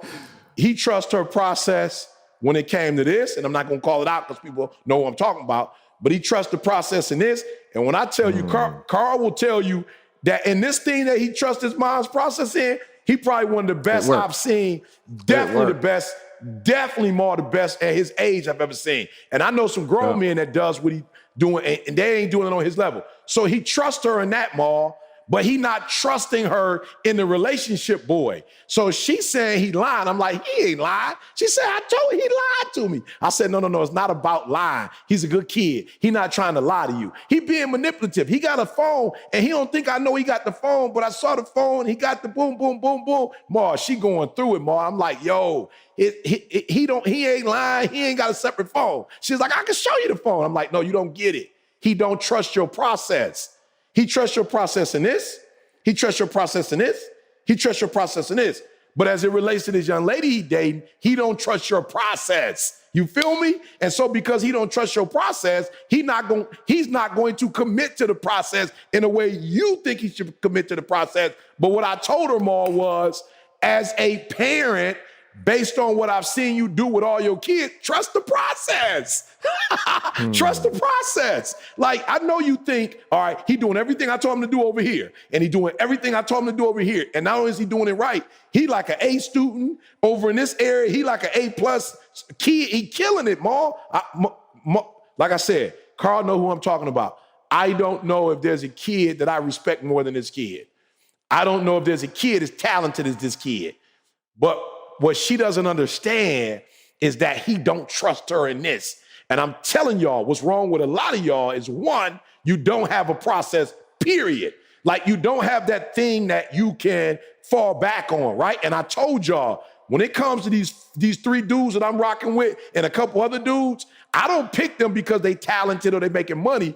For me, one of my processes is family values. That's a process for me. That's a process for me. That's a process that I pick because I know if I pick people who have family values and who won't go with money first, I can predict the outcomes. I'm telling you that if you got the right process, you can predict the outcomes. Like, you may not be able to predict the time. You may not be able to predict necessarily, everything that's going to happen throughout the process. But if you got the right process, Tom Brady, you got the right, they back, see? Tom Brady, see, he back. He back in the playoffs again. He back with another 10 winning season. He back. Everybody was like, if he lead the Patriots, he whack. Apparently he got a process. And his process is so fire that Gronkowski was willing to come out of retirement for it. Antonio Brown came back to the league and was willing to play for him. Them boys went 11-5 with a brand new team and a brand new system. Tom Brady has a process. And I'm telling you, a lot of you are not successful because you don't have a process. And then there's a second group. You have the right process, but because you don't trust it, anytime things don't look the way you think they should look, you start getting nervous. And I'm going to say this and shut up. What I've learned is when things don't look the way I think they should look, I need to go harder on the process, not abandon the process, not give up on the process. I've learned when things don't look the way I think they should look, okay, E, come on, E, go back over the process, look over the process, and I can tell y'all with my heart, y'all, that you should be able to trust the process. And if you trust the process, I'm telling you, everything is going to be okay. Everything is going to be all right. If you work the process the way the process should be worked, if you give the process the time it's supposed to give, if you lean on the process the way you're supposed to lean on the process, honor thy mother and father. When I didn't do that, I was homeless and a high school dropout. When I started honoring my parents, all kind of blessings started coming out of nowhere. Are you hearing what I'm telling you? When I wasn't paying my tithe, I would make good money. I don't know where it was. But when I started paying my tithes, I followed the process.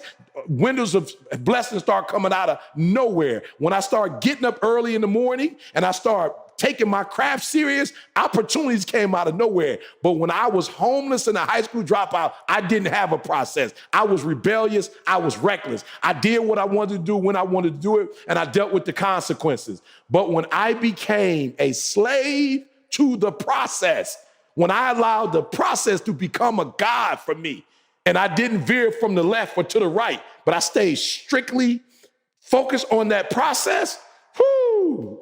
So I just wanted to share today, and guys, maybe y'all can, be honest and talk about maybe a process that you had and maybe you abandoned it and what you saw, or maybe there was a process that somebody gave you and you didn't follow it and what happened. But I want to talk about how we don't have to worry or fret. If we have a process and we stick with that process, man, everything is going to be all right. Yeah, go for it. Oh, no, I was just going to say, when I look at people, man, a lot of times it's not the process that people don't trust, right? It's themselves. It's that people work off of memory. If you just look around us right now, there's processes all around us.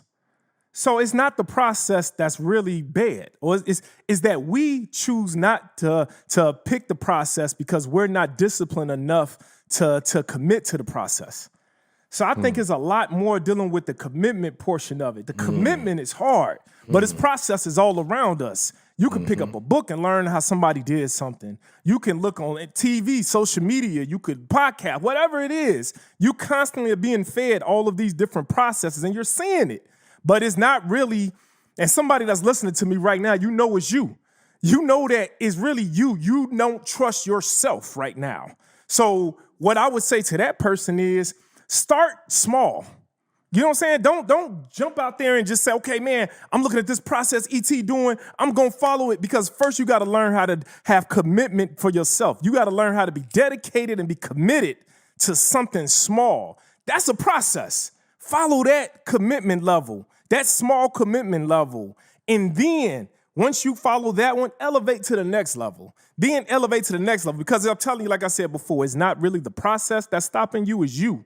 You have not learned how to be committed to something and follow through with it. And so, I like it. Yeah, so, for myself, bro, and then it's all about what process you choose to choose. You know what I'm saying? It's so many. Question. Yeah, it's so many. No question, and that's the thing. You don't have time, man. Like, that's one thing that I'm talking about now in 2021, really. Which I talked about in 2020 and 2019, but I'm really going to talk about it now, is about that time bit. That time piece, man. This time, bro, I used to always hear my older people in my family, the grandparents and people, they used to always talk about how fast time go by, right? And they, and you always hear older people talking about it. And so you sit back and you look at them and you be like, man, they just saying that because they old. They old. They ain't got many years left on this earth. But bruh, this is true. It's a process, bro. It's a process, bruh. They have been, they were young just like us. And you just see how over time, man, how people just waste that time because it's not that they really wasting time. They wasting the process of what they're doing with their life. They're following other people who wasted time. So now, therefore, you wasting time. And so you got to, in 2021, you got to link up with the right process. But like I said, but before you do that, that's level 2. Number 1 is just you got to get right within. You got to say that, okay, cool, I am going to start small. I'm going to commit to something and I'm going to follow through with it. That's why I got the trainer right now, right? And you look at me and you're like, man, Jay, you work out all the time. Why you need a trainer? Because in the beginning, that was a process for me. The reason why I learned how to work out was because of a trainer that I had early on in my life. But I'm realizing you can't work out the same way. I learned how to work out in my 20s, right? How to really work out in my 20s. But now good, I'm 43. Yeah, you can't work out at 43 the same way you worked out at 20. It's a different process. So that's why now I got a trainer now that's trained, that knows how to train people that's 40 and over. It's a different kind of way you got to work out. But so I understand and respect that process that goes along with that. You got that joint cream. You got, you know what I'm saying? You got to know how to work that joint cream. You know what I'm saying? You can't just be down there going crazy. You just can't go crazy, bro. I mean, like I used to be hitting 225 100 times. Wow. I used to do, man, I'm talking about like 5 sets of 25, 225.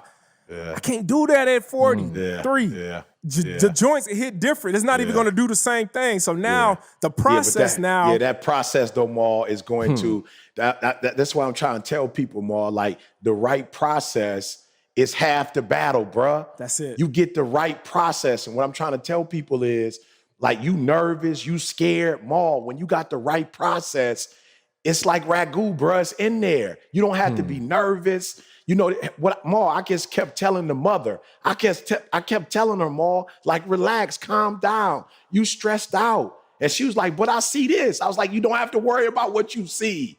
You don't have to get caught up in what you see. The process is the process. The same way you did a process, and he became a stupid, kind kid. The same way he became a good person, the same way his grades are high, the same way in some of the extracurricular activities, he's amongst the best. The reason why adults are asking him to speak, it's that process. And you're nervous because you think you see a glitch. There is no glitch in the process, Maul. That's what I'm trying to tell you. I try to tell her, relax. Relax. Why are you stressed out? Why are you worried? It's the same process that you put him in that got you these outcomes. Now, and but I don't know if I necessarily agree with that because because here's the thing. While y'all talking, I'm sitting here taking notes. E. So we talk about. I'm just thinking about my own life, right? You got faith, you got marriage, you got diet, exercise, parenting, relationships, business, right? Like, so I have processes for all of these things, correct?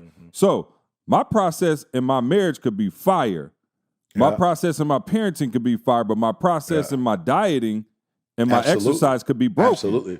Yeah. And so just because my faith in marriage one was working, her process for him as whatever his career path may be, and her process for him relationship-wise, just because one worked doesn't necessarily mean the other one is going to work as well. And so I would say that if you're not getting the desired outcomes, now, that doesn't mean that eventually, listen, you could stick with the process and maybe it will, come to pass, but there may be a flaw in your strategy from there. Again. Oh, then you need to change that then. Absolutely. That's what I'm saying. And I'm saying I'm saying that to come back to you and say, how do we know whether, again, I feel like we kind of hit on it last week a little bit, but how do you know whether to trust that process and just keep working it out? Or abandon ship and say, okay, I need to make a tweak in the process. You know what I'm saying? Because again, you could have all of these processes. And what I do for Trey as a father and the love and affection and all of those things doesn't necessarily mean I'm going to have the greatest process for him as he goes out in the world to start to date. You know what I'm saying? Like those two don't necessarily have to equate. Now, we can all agree that it starts with love and that I'm giving you this information derived on, you know what I'm saying, my love for you. But does it mean that just because she did do well in one area with the parenting, that this process is also 100 too? I don't really know. I'm asking. Are we speaking prematurely though? You know, if you think about it, our processes take time. Not all processes got the same time frame, though. It's not going to say all process is going to give you a certain result in the next 2 years. Right, but how do you know if you're on the right if you're tracking towards the right process or not? Because again, time is everything, right? And so you have somebody on the wrong track for 3 years. It's like kind of like you go to college, right? And you mess around and pick a major that you really don't care about. Yeah. And then you get ready to graduate and you like, yo, why did I get a degree in, you know what I'm saying, art, science? Yeah, no question. You like, that was me. Right. Yeah, I'm just saying, but it's like your process was broken. Yeah. And so you just wasted 3 years with a broken process, whereas you would have stopped and maybe said, hey, hold on, this ain't trekking right. After your first semester, this ain't really what I want to do. You could have got that process back on track. Yeah. So here's what I think, though, is critical.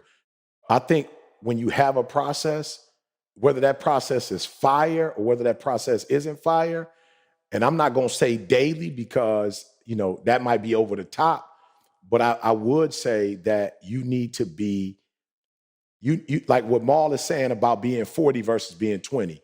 Like you really need to not put your process on cruise control. Like you really don't need to put your process on cruise control.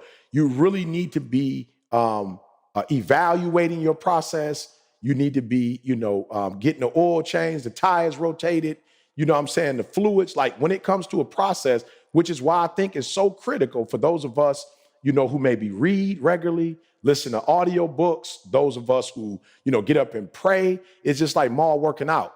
I ain't never heard Maul say, he worked out last week for this week. Like Maul working out regularly. And I think what happens with a process, Maul, I think we get caught up because it is a process that we just think is just going to automatically work on its own. And I think a process is something that we need to be checking every day. Me and Didi was just talking about, raising our children. Everybody's home. And so to your point, C, we really sat down and looked at what were some of our parenting strategies that worked. What didn't work? Didi was like, yo, I'm confessing. When I went and got that 2-year degree, she was like, yo, I shut the church down, shut everybody down. And my kids was a part of that shutdown. And she was like, yo, I never evaluated it though, just because I was trying to go get this degree. And I said, Didi, well, you don't have to feel bad about getting a degree. At the end of the day, our kids are only as good as your growth. So you didn't do anything wrong. But I think to her point, it was like, no, I wasn't doing anything wrong for going to school. But I kind of was like, yo, 2 years and Didi never checked in, you know what I'm saying? Or thought about what she was doing. It was like, yo, I'm doing this for 2 years. She never stopped and thought, I know I'm doing it for 2 years, but maybe this weekend I need to take off. So to your point, see, I think you're right. But I think we cannot put our process on cruise control. And that's what too many of us do. We just put it on cruise control and we've got to check it and monitor it daily. You feel me? And the one thing I do like about that mother is that mother was smart enough to say, yo, I'm doing my job as a mother, but I want to know, Pastor, can you get involved? I want to know what you can do to help me out, right? So they weren't on that tip of, I know I'm doing what's right. I know what worked in the past gonna keep working. No, she was like, yo, I'm starting to see some things, and I'm not just saying that this person is off. I'm calling you and asking you, am I doing something wrong, Carl? Right. And that's when I was like, no, you're not doing nothing wrong. But to C's point, the other things that you were doing, you never had another person that was interrupting or interfering with your process. You feel me? That's what I had to tell her. See, when it came to the extracurricular activity, it was just them. When it came to school, it was just you and them. But now that this young man is dating in high school and, he's in a relationship, now he has somebody that's influencing him. So he has somebody that's telling him about your process and telling him how they feel about your process. So that's totally different, right? But I told her at the end of the day, all that you've done for him, all that you meant to him, just trust the process. Like, I know it may seem to you like it's going this way, but I promise you it's not. Just keep doing what you're doing. Keep being the loving parent you're doing. And what I like is they checked themselves. They was like, what am I doing wrong? Am I messed up? I was like, no, you're not. Just keep doing what you're doing. And to C's point, it could take a year. It could take 2 years. It could take 3 years. Like, who knows? But if you keep working, I'm looking at, man, y'all know. Like a lot of people watching it and going, oh, I can't believe they made it to the playoffs. The Browns. Y'all know I was there, bro. I was there. I worked for the Browns for 2 years. Like, I was a part of watching the Browns do what they did. And I can honestly say, what I saw the other day with them making it to the playoffs, bro, I saw that whole process. It's still some kids playing for the team. There's still, the owner's still the owner. There's some people I looked at in the stands. There's some people that's still on staff. Bro, they haven't been in the playoffs since 2002. But guess what, Maul? When I was there, the Browns had a process, bro. They literally had a process. And I know it looked like they losing, but they had a process. And when I sat there yesterday, bro, I ain't gonna lie. I sat there with a little pride, like, wow, them boys went 11-5. 11-5. They ain't been in the playoffs since 2002. But I was like, they had a process. They stuck with that process. They made a couple tweaks, but they stuck with that process, bro. Made some adjustments here and there, and they made it to the playoffs. So to your point, see, you're absolutely right. The Lions went 5-11, so they got a process. They got a process too. They got a process. Watch this though, y'all. Yeah. All I'm hearing, Ian, as I'm thinking, all I'm hearing, the process that I grew up with is the scientific method. Like, if y'all really study the scientific method, like, it literally starts with a question. Like, the question is, can I look like Maul at the end of 2021? Like, I'm going to ask myself that question, right? And the next step, so you ask a question, the next step is a hypothesis. Like, yo, I honestly think that if I work out effectively, if I get a trainer, if I eat right, I can have the exact same physique or better than Maul at the end of this year. Boom. That's my hypothesis. The next step, I'm going to test it. All right, so this first month, I'm going to do 100 push-ups a day. And I'm trying to make it just real simple and practical. Bro. Like, I ain't trying to be funny. Like, real simple. So I'm going to do 100 push-ups for this month, and then I'm going to see, watch this, the next step is what y'all just said. I'm going to see at the end of the first month if this is working. Like, there's some measurement that I'm going to use, like, okay, my bicep got, my waist got, my something got, so I'm going through. The next part of it says, is it working? Yes. Now we could go draw some conclusions. Bet if I keep doing this process, it's going to keep increasing. No, I got to go back to my hypothesis. If I do it for 30 days or whatever time frame and it's not working, I got to go back and revisit this. So that process, dude, is a scientific method. But I think if we were to put that in different areas of our lives, we got a real tangible metric, step 1, 2, 3, 4. If it's not working, and watch this, not working does not mean abandoncy. Not working means, what do I need to shift? Maybe I'm not drinking enough water. Okay, so let me try drinking water and doing the push-ups the next 30 days. Okay, cool. I did see some change. Okay, let me try drinking water and, you see what I'm saying? Yeah. And getting the raw egg every other day. You know what I'm saying? Let me try. Now, if I get to 6 months in and it's working, now I got some tangible evidence. When I did this, when I did that, this works. When I did this, it didn't work. You see what I'm saying? So we talked about this last week. We got real tangible metrics as to if this thing is working or not. So if you were to ask me a system, I'd say, like, I've used that system throughout my life, like just looking at things as we go and making the tweaks. Y'all know, everybody in this podcast know me. I played it safe. Like, that was my process. I played it safe. Up until 2020, I played it safe. And 2020 on, like, it's like, no, that process got me here and it was good, but that's not going to get me where I'm going. Yeah. So to Maul's point, now I got to make some adjustments to my process. Now, yes, it worked to a point, but it's not. Let me add the egg. Let me add the water. So now I got to do something a little different and step out of it. But if I keep doing the same thing, Maul, insanity, we're going to get the same result. So that process, I'm telling y'all, study that scientific method, not as no science stuff, but these are steps that I've used for real to transition in my life. I love it. A special shout out to HelloFresh, our sponsor for this show. Listen, guys, y'all know y'all been listening. Your boy just got back from Cali. We spent a few weeks in California with the family. And let me just say it like this. HelloFresh is a lifesaver. So we did a red-eye flight, the middle of the night, y'all. 6+ hours of traveling. We getting back an hour and a half, still got to drive home. And just let's be real, coming home and going to the grocery store is the last thing on your mind, right? So we scheduled our HelloFresh to meet us at the door. You heard me right? So with HelloFresh, you can easily schedule and change your delivery days or your food preferences. Skip a week, a couple weeks, whenever you need, guys. It's that flexible. HelloFresh. Expectations about the process, and that's why they tend to abandon it quickly. Yes. I think it's to Carl's point. They don't have a system to Like you are emotional. You have an emotional process, right? So, and again, I don't mean no disrespect to the Detroit Lions, but let's just be real. See, I don't know how long Stafford's been there, but I think you've probably seen, it don't mean he's a bad quarterback. He might need to be in a better system. But I think you've seen the same like patterns, in terms of, okay, fourth quarter, throwing a couple interceptions, get whatever you've seen. You might have seen that for 7 years. I don't know if you've been our quarterback for 7 years.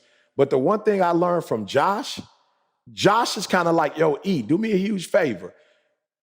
I noticed that you have an emotional, like there's a large emotional piece in your process. So you are attached to stuff. Even if it ain't working, you still attached to it for some reason. And what I need you to do, E, is see like, yo, if you're starting to see something repetitive, you're starting to see something over and over again, E, like don't excuse it or don't make an excuse for it. Does that make sense? Like don't rationalize why it's happening. So for me, see, I'm just being real. Is Stafford a good quarterback? Statistically, bro, he's a beast. But in terms of what's happening on Sunday, don't act like, see, you ain't going, that's deja vu. You feel me? Like I saw that last year. Okay, I saw that the year before. Oh, I saw that the year before. The one thing I can say about the Browns, you see I'm not saying it work or it don't work, but I'm saying you've seen a whole lot of changes, right? The one thing I saw more that I don't even know if people paid attention to, when I watched, what's their quarterback name? Baker Mayfield. When I watched Baker Mayfield the last 2 games, I don't know who been talking to my man, but he scored more. You notice he's pulling back on you ain't see all the bragging stuff. Like you notice he wasn't, you feel me? Like you notice he scored a touchdown and you could see the joy and the excitement, but it wasn't the dancing and the whatever. Somebody pulled a little man to the side and was like, yo, you a good quarterback, but you incite people when you brag, right? What's the kid name with the Pittsburgh Steelers? Juju something. Juju on the logo. Juju on that beat. Oh, I'm talking about acting a fool, but guess what happened, Maul? Cat starts seeing, oh, okay, you on here disrespecting us. So somebody had to pull Juju to the side and say, we're not telling you don't be excited, but what we're telling you is now you're giving them unnecessary energy, unnecessary juice. And I think it was like maybe last game they played, not this week, but the week before, I'm talking about they nailed them all on purpose. They went for that boy head. And so I've noticed with Baker, somebody's in his ear. And so when Josh was like, yo, E, do me a huge favor. You don't have to keep the same staff just because you hired them.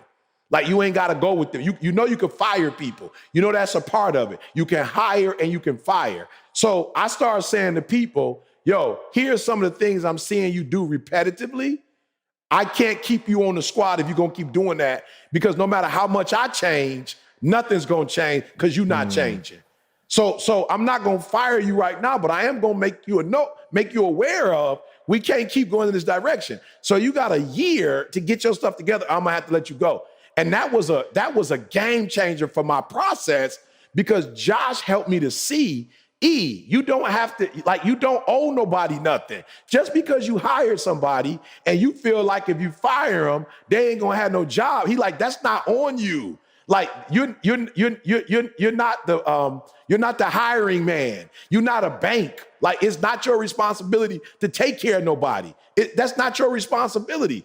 And so I had to make that adjustment more and go, yo, if I start seeing negative behavior and I see it twice, well, the third time I can't dismiss it and go, I ain't see that, or that ain't bad behavior, or they doing this because of that.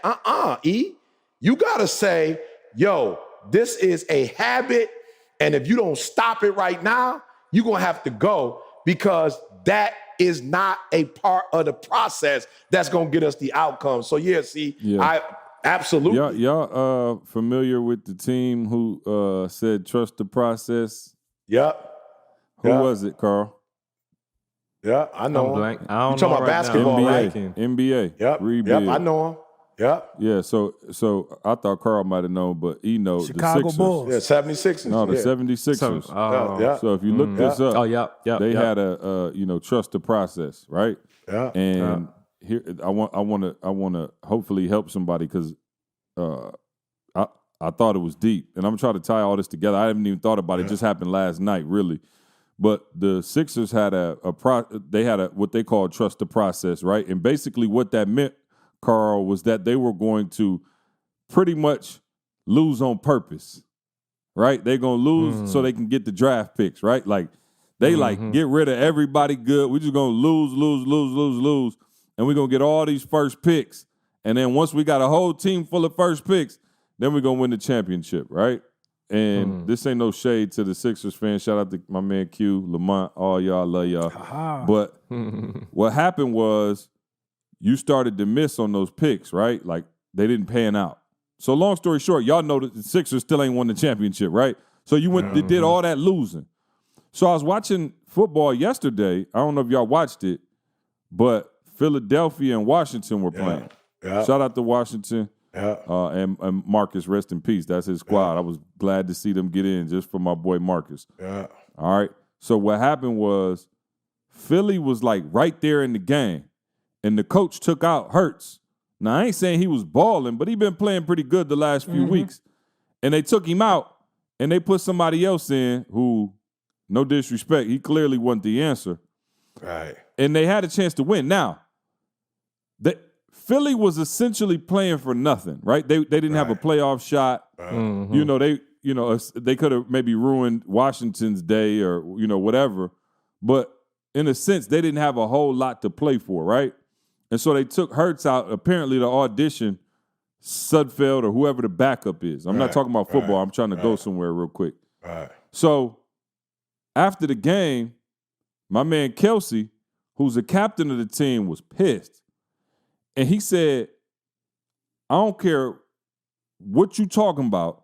He said, it's hard to win in this league. And shout out to Herm Edwards. He said, you play to win the game. He said, I don't care nothing about you auditioning somebody. I don't care anything about a draft pick. He said, first of all, it's football. One draft pick ain't going to make the doggone team, no way. And so I got to thinking about it, and he was pissed because he said, what happens when you start thinking like that? It starts infecting the culture. So when we go out there and purposely try to lose, or when there's a sentiment in the locker room or around the organization that it's okay to lose, you become a loser. And so you don't win by losing. And I thought that was deep because I'm looking like, yo, think about that. The Lions, we always got a top pick. Yeah. And every year, me and Train, by the time we get to week 9, 10, we always like, they need to start losing every game so we can get the draft pick. I even had to use that theory with Maul because I was pissed that the Bears made the playoffs. So I tried to hit Maul like, at least we're going to get a higher draft pick. Right. But no, the reality of the situation is you're okay with losing. And so as you're beginning your process, whatever your process is, understand that it needs to start with a winning mentality. And I think that a lot of people, you have a process, but you're not intentional about the winning side of that process. I just wrote that down. We're a product of our decisions, right? Everybody here, everybody listening to this podcast, go in the mirror, look at your body. That's a product of your decisions. Go look at your bank account right now. That's a product of your decisions. Look at your marriage. Go look at your wife in her eye. That is a product of your decisions. You preaching. Now, your decisions are dictated off your process. Fact. Whatever our process is, then dictates our decisions, and our decisions dictate our outcomes. So if you don't like where you're at, the chances are you haven't started your process with a winning mentality. You on some, I'm about to lose 5 in a row, and then hopefully I'll come back. You need to be doing every single thing you can do. When you wake up every morning, you need to do every single thing you can do to win the day. And you text us and ask us about our process. I try to win every single day. Like, I literally try to win every single day. I try to win every single day with my wife. I try to win every single day with my kids. I try to do something. Every single day with my health, I try. And I'm starting with a winning mentality. And so as your process gets going, ask yourself, does this process allow me to win daily? I told somebody the other day, where we're at now is not crazy to me. Listen to this, y'all. I'm going to just be real. This is how crazy success has gotten for us. I'm not bragging. I'm just letting you in on a family story. You know, I was out shopping for Trey's birthday, I think, wasn't I, E? The night before, me and Candace sitting on the couch watching. We weren't even watching nothing. You know, you just got the TV on. We chilling. I'm like playing with the kids, and we all kind of just sitting around the fire. A commercial comes on, and Candace's like, oh, that's E. And I was like, oh, I looked up at the commercial, and I was like, yo, dang. Now, mind you, I didn't even know the commercial was coming on. I haven't even heard the voiceover, Carl. Think about this. I never even heard this voiceover. I didn't even know we even had the contract. So I recorded like whatever the commercial was, and I sent it to E and was like, yo, this is dope. It was a great commercial, by the way. So I just was texting with E, and he said something, and I was like, oh, okay. Well, the next day, E called me while I was out shopping for Trey's birthday. I was like, yo, the commercial was fire. Why you ain't tell me about that? And he was like, I did. And I was like, what? He was like, I told you and Didi on the text. And I was like, oh, man, that's dope. There was a time when that would have been the highlight. Oh, highlight of my life. Highlight. Yeah. But bro, they showed those before the game. See, those was like before each bowl game. But what I'm trying to show y'all is we've been in this process so long that even that seems regular now. And so what happens when you trust the process, like you said, E, and you stay in the process over a long period of time, now you start to look at your life, and your life is everything that you wanted it to be and more, and getting better every day. And it doesn't seem like this huge monumental feat. I didn't even know it was, and the commercial was long too. It was like a minute and a half. I'm talking about it was like the whole ESPN break from the football game. But because I've trusted the process, and because we've trusted the process over all of these years, things like that can happen now. And you go to the next level, and it doesn't have to be this huge jump. And I think, and I'll get off my soapbox, but I think as people look at success and they look at, yo, I want 6 figures in my bank account, I want 7 figures in my bank account, it looks so huge. It looks like such a large feat. Oh man, I want my marriage to be happy. It seems like such it's easy. It seems so big because you don't have a process for getting there, nor do you have the endurance and the patience to actually see the process through. This is just seeing the process through. This is. I promise you. I wrote it down. I'm just saying. Yeah, but get one. I'm not even sweet enough not to have a process. Yeah. Like some of you, you just out there for real. You ain't got no plays. You ain't got no coach. You ain't got no team. You ain't got nothing. You wake up every day and it's a freestyle. Maybe I'll be successful. Maybe I won't. Maybe I'll work out. Maybe I won't. They made that into their process. Right. That's process. That's their process. So no process is the process. Yeah, that is, bro. And that's why I be like, man, look, I tell people all the time, because like I think somebody said it here beforehand, bro, people walk away too quick from the process. Right? That's what I'm trying to get into. They do it prematurely, bruh. It takes a baby 9 months to fully become. It's a process. It's a whole process. And at any moment, just because you can't touch that baby, you can't hold that baby, don't mean that baby is not really taking place. So all processes take time. Somebody need to write that down. All processes take time. All processes have results. Yeah. They all of them. All processes have results. Yeah. And this is the one that I really want you to write down. All processes will either lead to your destiny or your destruction. Yeah. All the time. Yeah, every last one of them. So somebody, come on, Carl. Oh yeah, no, y'all preaching now. Y'all going here now. Preaching. So I'm gonna take y'all back. See, so from last week, I'm a church boy, all right? So I'm going to give y'all one practical one. Except that one time when you was shacking. You know what? You tell C it's over. Hey, Carl, tell him that was part of your process. That was your was my process. And look at the results today, Carl. Hey, no complaints. Well, hey, no, seriously though. So I told y'all last week we told part of the story about, me leaving the house and all that. I want to go back probably about 2 years before that, see. At that time, and I'm super transparent because I want y'all to understand this. At that time, I had this thing in my head. You talked about tithing earlier. I had this thing in my mind that's like, yo, God, I want to depend on you, not on money. So I'm committing to tithing 25% of my income, grow small, 25%. And everybody would look at me crazy, cool, whatever. I'm like, yo, I'm going to stick to that, God, because I want to make a full commitment to you. So I did that. I was out walking one morning, and I promise y'all, I ain't the one to tell you I heard the voice of God. We ain't on that. I just felt this thing like, yo, whatever you tithing, I need you to save. That's the impression I got. Whatever you're tithing, I need you to save. Talk about process small. That's 50% of my income, gross.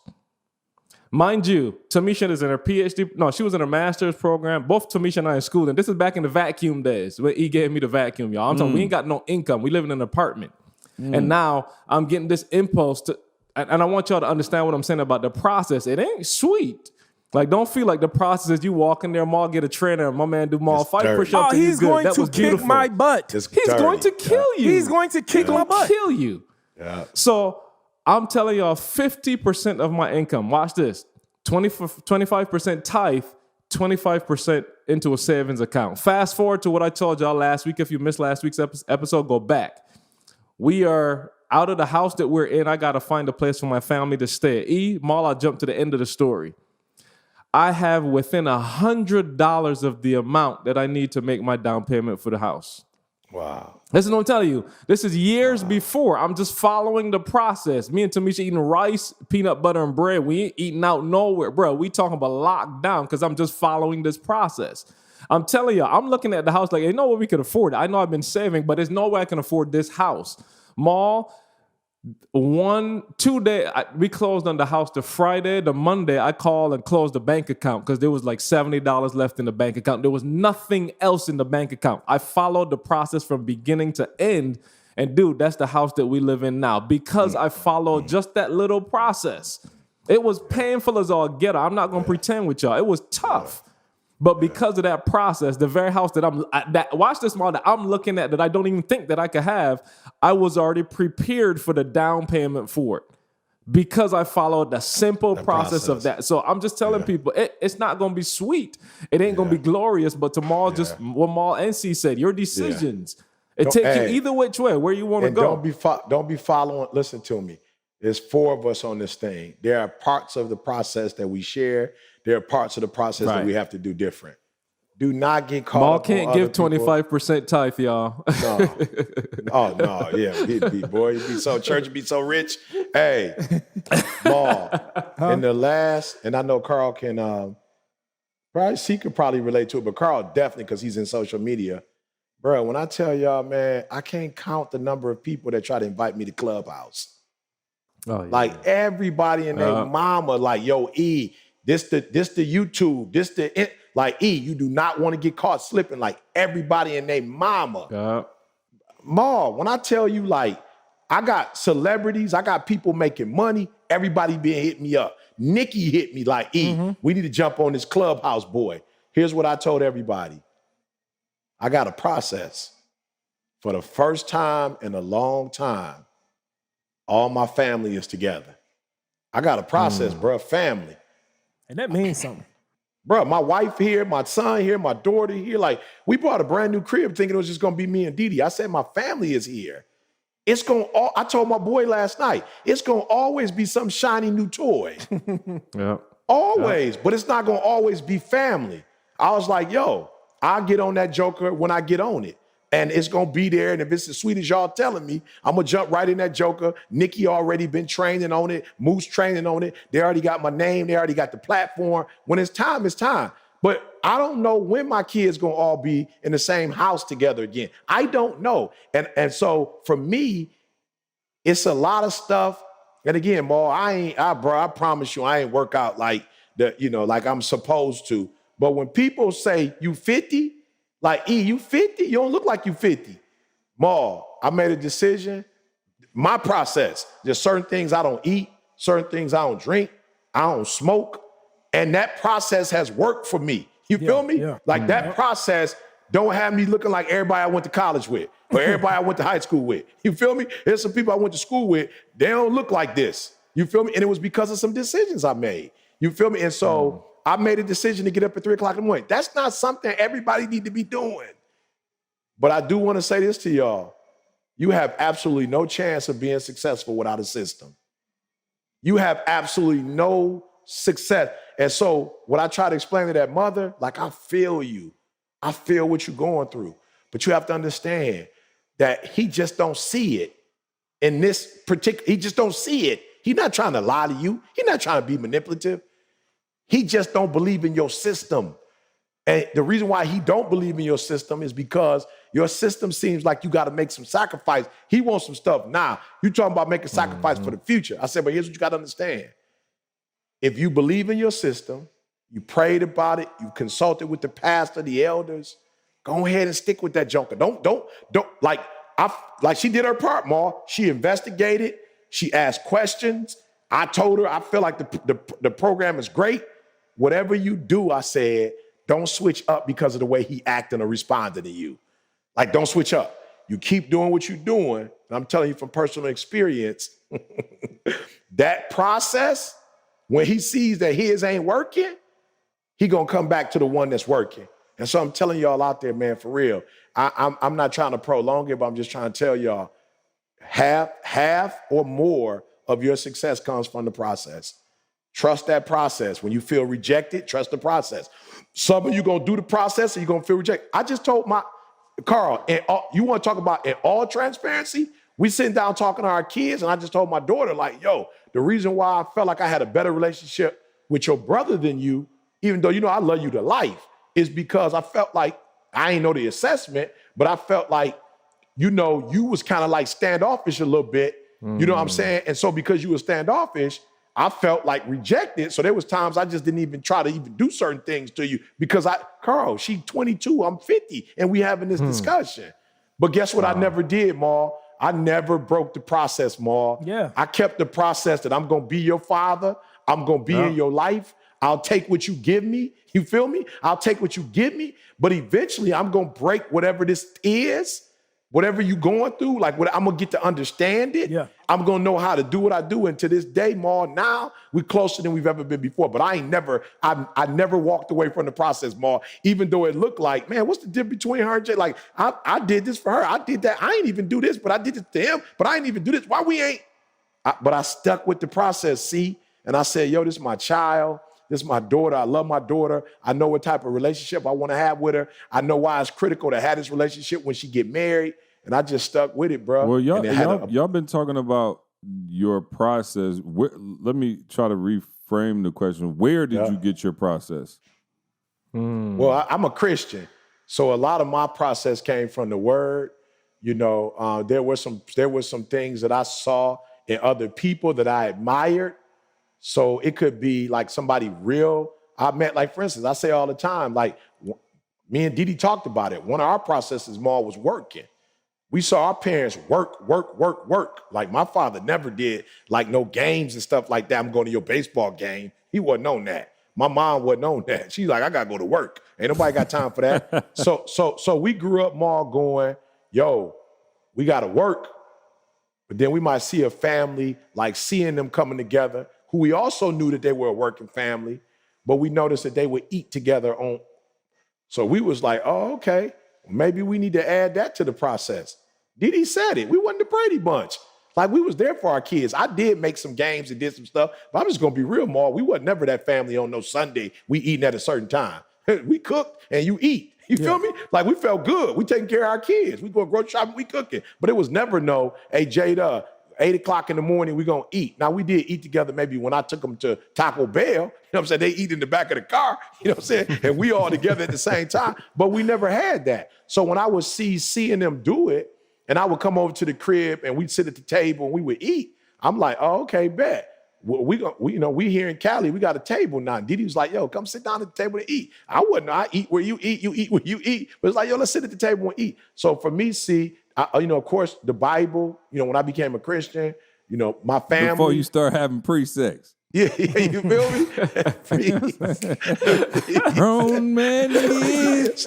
You feel me? Play that song again. So, no, but that's where I pick mine up from. And just for real, man, as an adult, I've learned see that what somebody gave you, you're not dishonoring people because you embrace some and you don't embrace others.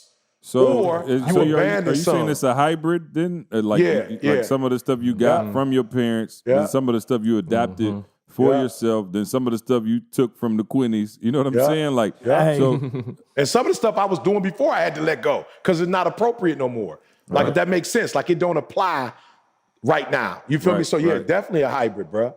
Yeah, I think mine came from seeing what people were doing and then doing the opposite. Mine came because the same way how you were sitting there saying like, families. I saw how people 9 to 5 blue collar workers didn't have time to go to their children's sporting events because they were working, not because they didn't want to. They all wanted to, but they had to go to work. So I was like, okay, I'm gonna go beast mode in giving myself this freedom right now while I'm working so that when I have children, I'll be able to be there. I'll be able to be present at all of their sporting events. I'll be able. So I saw the people that I was working with for years, 10, 15 years, all in their 40s, and they all got bellies. They all are flabby. They look unhealthy. Why? Because they didn't work out. Why? Because they was eating a lot of sugar. So I said, because I see evidence in this person's body that this is what not working out and not eating right. It's not a good process. It's not a good process. So I looked at all the bad processes, right? I looked at all the bad processes in people. I'm not even, please, somebody out here hear this. I looked at all of the bad processes. I broke down people's processes, CJ, in their marriage. I'm looking at cats like, man, you ain't spending no time with your wife. Every trip you take is a guy's trip. You ain't never taking your wife, though, out the country. You ain't never spending time. What man want to just be with a bunch of other men out the country? Because they getting additional grown man gifts. Grown man, You know what I'm saying? I go out the country. Nobody else I would want to go with than my spouse. Oh, no question. That was like, okay, cool. So I'm going to do the opposite because now I'm seeing these people are pulling apart in their marriage. Dude, I took what I saw in other people that I did not like. I created a process which was nothing more than the opposite, right? But this is something I wanted to say when Carl was saying it, that when you're doing the process, man, the process is going to be painful. Yeah. It's going to be painful. Yeah, and I'm going to go back to the beginning of this podcast. The reason why I got a trainer is not because I want to feel good. The reason why I got a trainer is because I work out so much that every time I work out, I don't feel pain no more. That's why we abandoned the process, because we want to feel good. We want to feel good. I don't feel, CJ, bro, when I work out, man, you've been in the gym with me. I be in my own gym for an hour. I told Carl the other day, Carl texted me, what you doing? I said I did a couple miles on the treadmill, I did a couple miles on the elliptical, and then I did the row machine. Then I went and swam for 2 hours. And I still don't pic feel. He sent me? I don't feel. He sent me a pic. I thought he had just come out the pool. He was sweating so hard. I'm like, what, you was in the pool? He's like, oh no, I just got done rowing. I'm like, but bro, sometimes you can't kick your own butt no more. Cause it feels so. I don't feel pain no more. Yeah. So therefore now I'm hiring somebody to make me feel pain. Why? Because I know that the part of the process or progression in the process is feeling pain. Yeah, that's good. If it feel good, ain't nothing coming from it. Nothing's gonna happen for you. It's not a real process. Nothing gonna happen. So you gotta feel pain in order to progress in the process. So that a lot of my processes. Hey, them 20-minute miles on your Peloton, you gonna have to cease. If you gonna have to start riding until you feel some pain. And we ain't talking about the booty pain that you got from you. That pain is enough pain right there. See, that's enough pain right there. The booty pain. When you get the bike, you'll feel it from the Peloton seat. Whew. You know what I'm saying? I'm thinking like y'all got all this technology. Y'all could come up with a better seat, but maybe that's it, Ma. They wanted you to feel that pain. That's it. Hey, you're not supposed to be sitting the whole time anyway. So apparently, you know what I'm saying? Shout out to Organifi, man, the superfood green juice powder. You see, y'all see it. I got it done. It's a great couple of those a day, man. How you feeling, right? Also, man, have you moving, baby? How you moving? Carl, Solo Creator Pro. Let us know what's going on with it. Yeah, talk to us, Carl. Hey, I'm talking about the third. This is the third. We just launched January 4th. We launched our third cohort, y'all. And I'm just saying, if you're not in it, I don't know why, but anything that you're looking to learn, and I'm promising you guys, I've made it super simple. I got Quincy on. He talked about Q earlier. Yep. Q is... He Mr. Philly, man. He did everything you could think about, from movies, radio, the whole nine. And I'm telling y'all, we broke it down into simple steps. 10 steps from me, 10 steps from Q, and it's going to show you exactly how to make your footage look great, exactly how to be confident. A lot of people might not be, tripping on the camera, but you want to stand in. I'm showing you 2021, y'all. I said it on my IG page. That sounds weird coming out of my mouth, y'all. I ain't even had no social media. Come on. But I said it on there like, this whole year, last year, we had to do a lot of stuff that we weren't comfortable with process. I saw you. We start wearing masks. We doing all kind of stuff uncomfortable. You know what I'm saying? And now I'm saying, let's do something uncomfortable that's going to bring you a result. Get you comfortable on camera. So any business idea you got, anything you're trying to push, you ain't got to need nobody else to do it. You take your phone up, you take your camera up, you learn how to do it yourself, and you can get it out there, man. You got extra time now. A lot of us ain't doing things like we used to. Some of y'all ain't going to church in the last 2 years. Use this time. I'm serious. Just use the time to learn something. I'm not trying to be funny. It's $97, see. It's not even like something that you got to really think about. Like, skip a couple meals and you got 21 days. No, what's that one the mall go to? What's that one, CJ? Steak 48. Steak 48. Steak 48. Hey, you're going to have to skip about a year's worth of meals. You can go to Steak 48. You can do Carl's class for Steak 48 a couple times. Come on, man. So, yeah, let's get it. Yes, sir. More Make Real Estate Real. Tell us about Make Real Estate Real. What's going on? Oh, man, I'm just full right now, bro. I feel good, man. Just seeing y'all and talking to you guys and everything going on with Make Real Estate Real. I've been getting hundreds of messages just about how excited people are because we got it's working. They're getting results. People working on their third, fourth property, and then now to the people that will sit on the sideline that's got the information, but they didn't get in the game. Why? Because they didn't have the money to get in the game, the down payment. Now you have no excuse because we are giving you down payment assistance program. We are loaning you the money to put down on the property. So now that you can buy your investment property, you have no excuse no more. It's part of the process. You got no excuse no more. You got the whole process laid out. So the whole process is laid out. So now we see people, man, but you got to be part of Make Real Estate Real.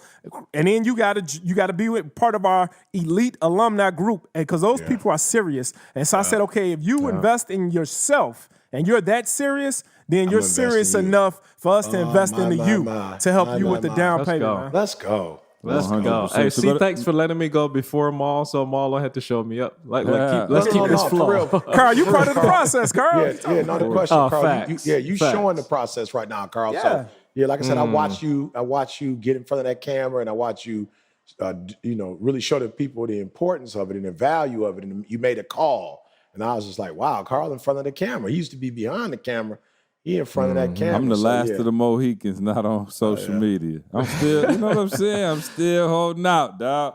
Carl done left me. It used to be me and Carl. I moved on. Now Carl, I look up, I see Carl on IG. I said, Lord have mercy. I got me a little, what do they call it? A little Finsta. I just on there, you know what I'm saying? I got no profile pic. I just, look at all my homies doing it big on IG. KD. I got a burner account. Everybody talking junk about me on the podcast. That's me underneath the comments. Like, hey, y'all, but don't be, everybody out there listening, don't be no fool. CJ be sitting there. He don't have a personal account. No. But he sure be like, I'm talking about he be on E account. Like, nope, my account, Toby's account. He control all our accounts, y'all. So I want to make a comment to something, and she already made a comment on it. Oh no, I don't make no comments. That might be Nikki helping you out with the comments. Yeah, no, I don't do comments. Yeah, no, I stay away from might that. delete your comment. Right. He's straight up controlling all that. Real quick, we got the NFL playoffs starting Saturday. Who y'all got winning the Super Bowl? Chicago Bears. Who y'all got winning the Super Bowl? Chicago Bears. Can I pick 2 teams? Realistically. You know what I'm saying? Oh, you ain't saying realistically. All right. Okay. Can I get 2? Can I get and it's a long shot. You could do 2 if you do NFC and AFC. So I'm gonna do Tampa. Okay. And I'm gonna do Pittsburgh. Oh, KC. Well, I feel you. That's why I'm going with Pittsburgh. I want to have fun. You know what I'm saying? I want to have fun. I'm sticking with the process, Marlon. Going with KC. I'm sticking with the process. So everybody's going with y'all going with Mahomes, huh? Yeah. You know what? I'm gonna go.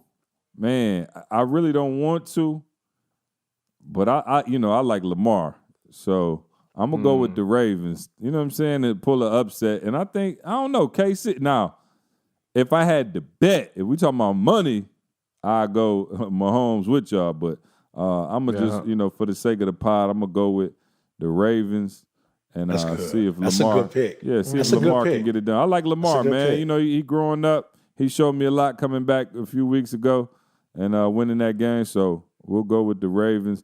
And I want to shout out to my Lions once again.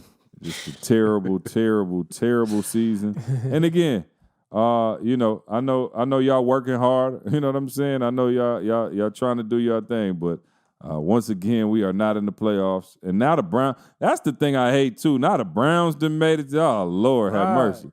But we used to be looking at Browns fans like, hey, we at least better than y'all. You know what I'm saying? Like, we ain't the worst of the worst. Not no more. Yeah, unfortunately. But hey, I rep the Lions to the death. Oh, so no we question. Always gonna say go Lions. You and Ha Davis both. Oh yeah, no doubt. Forward down the field.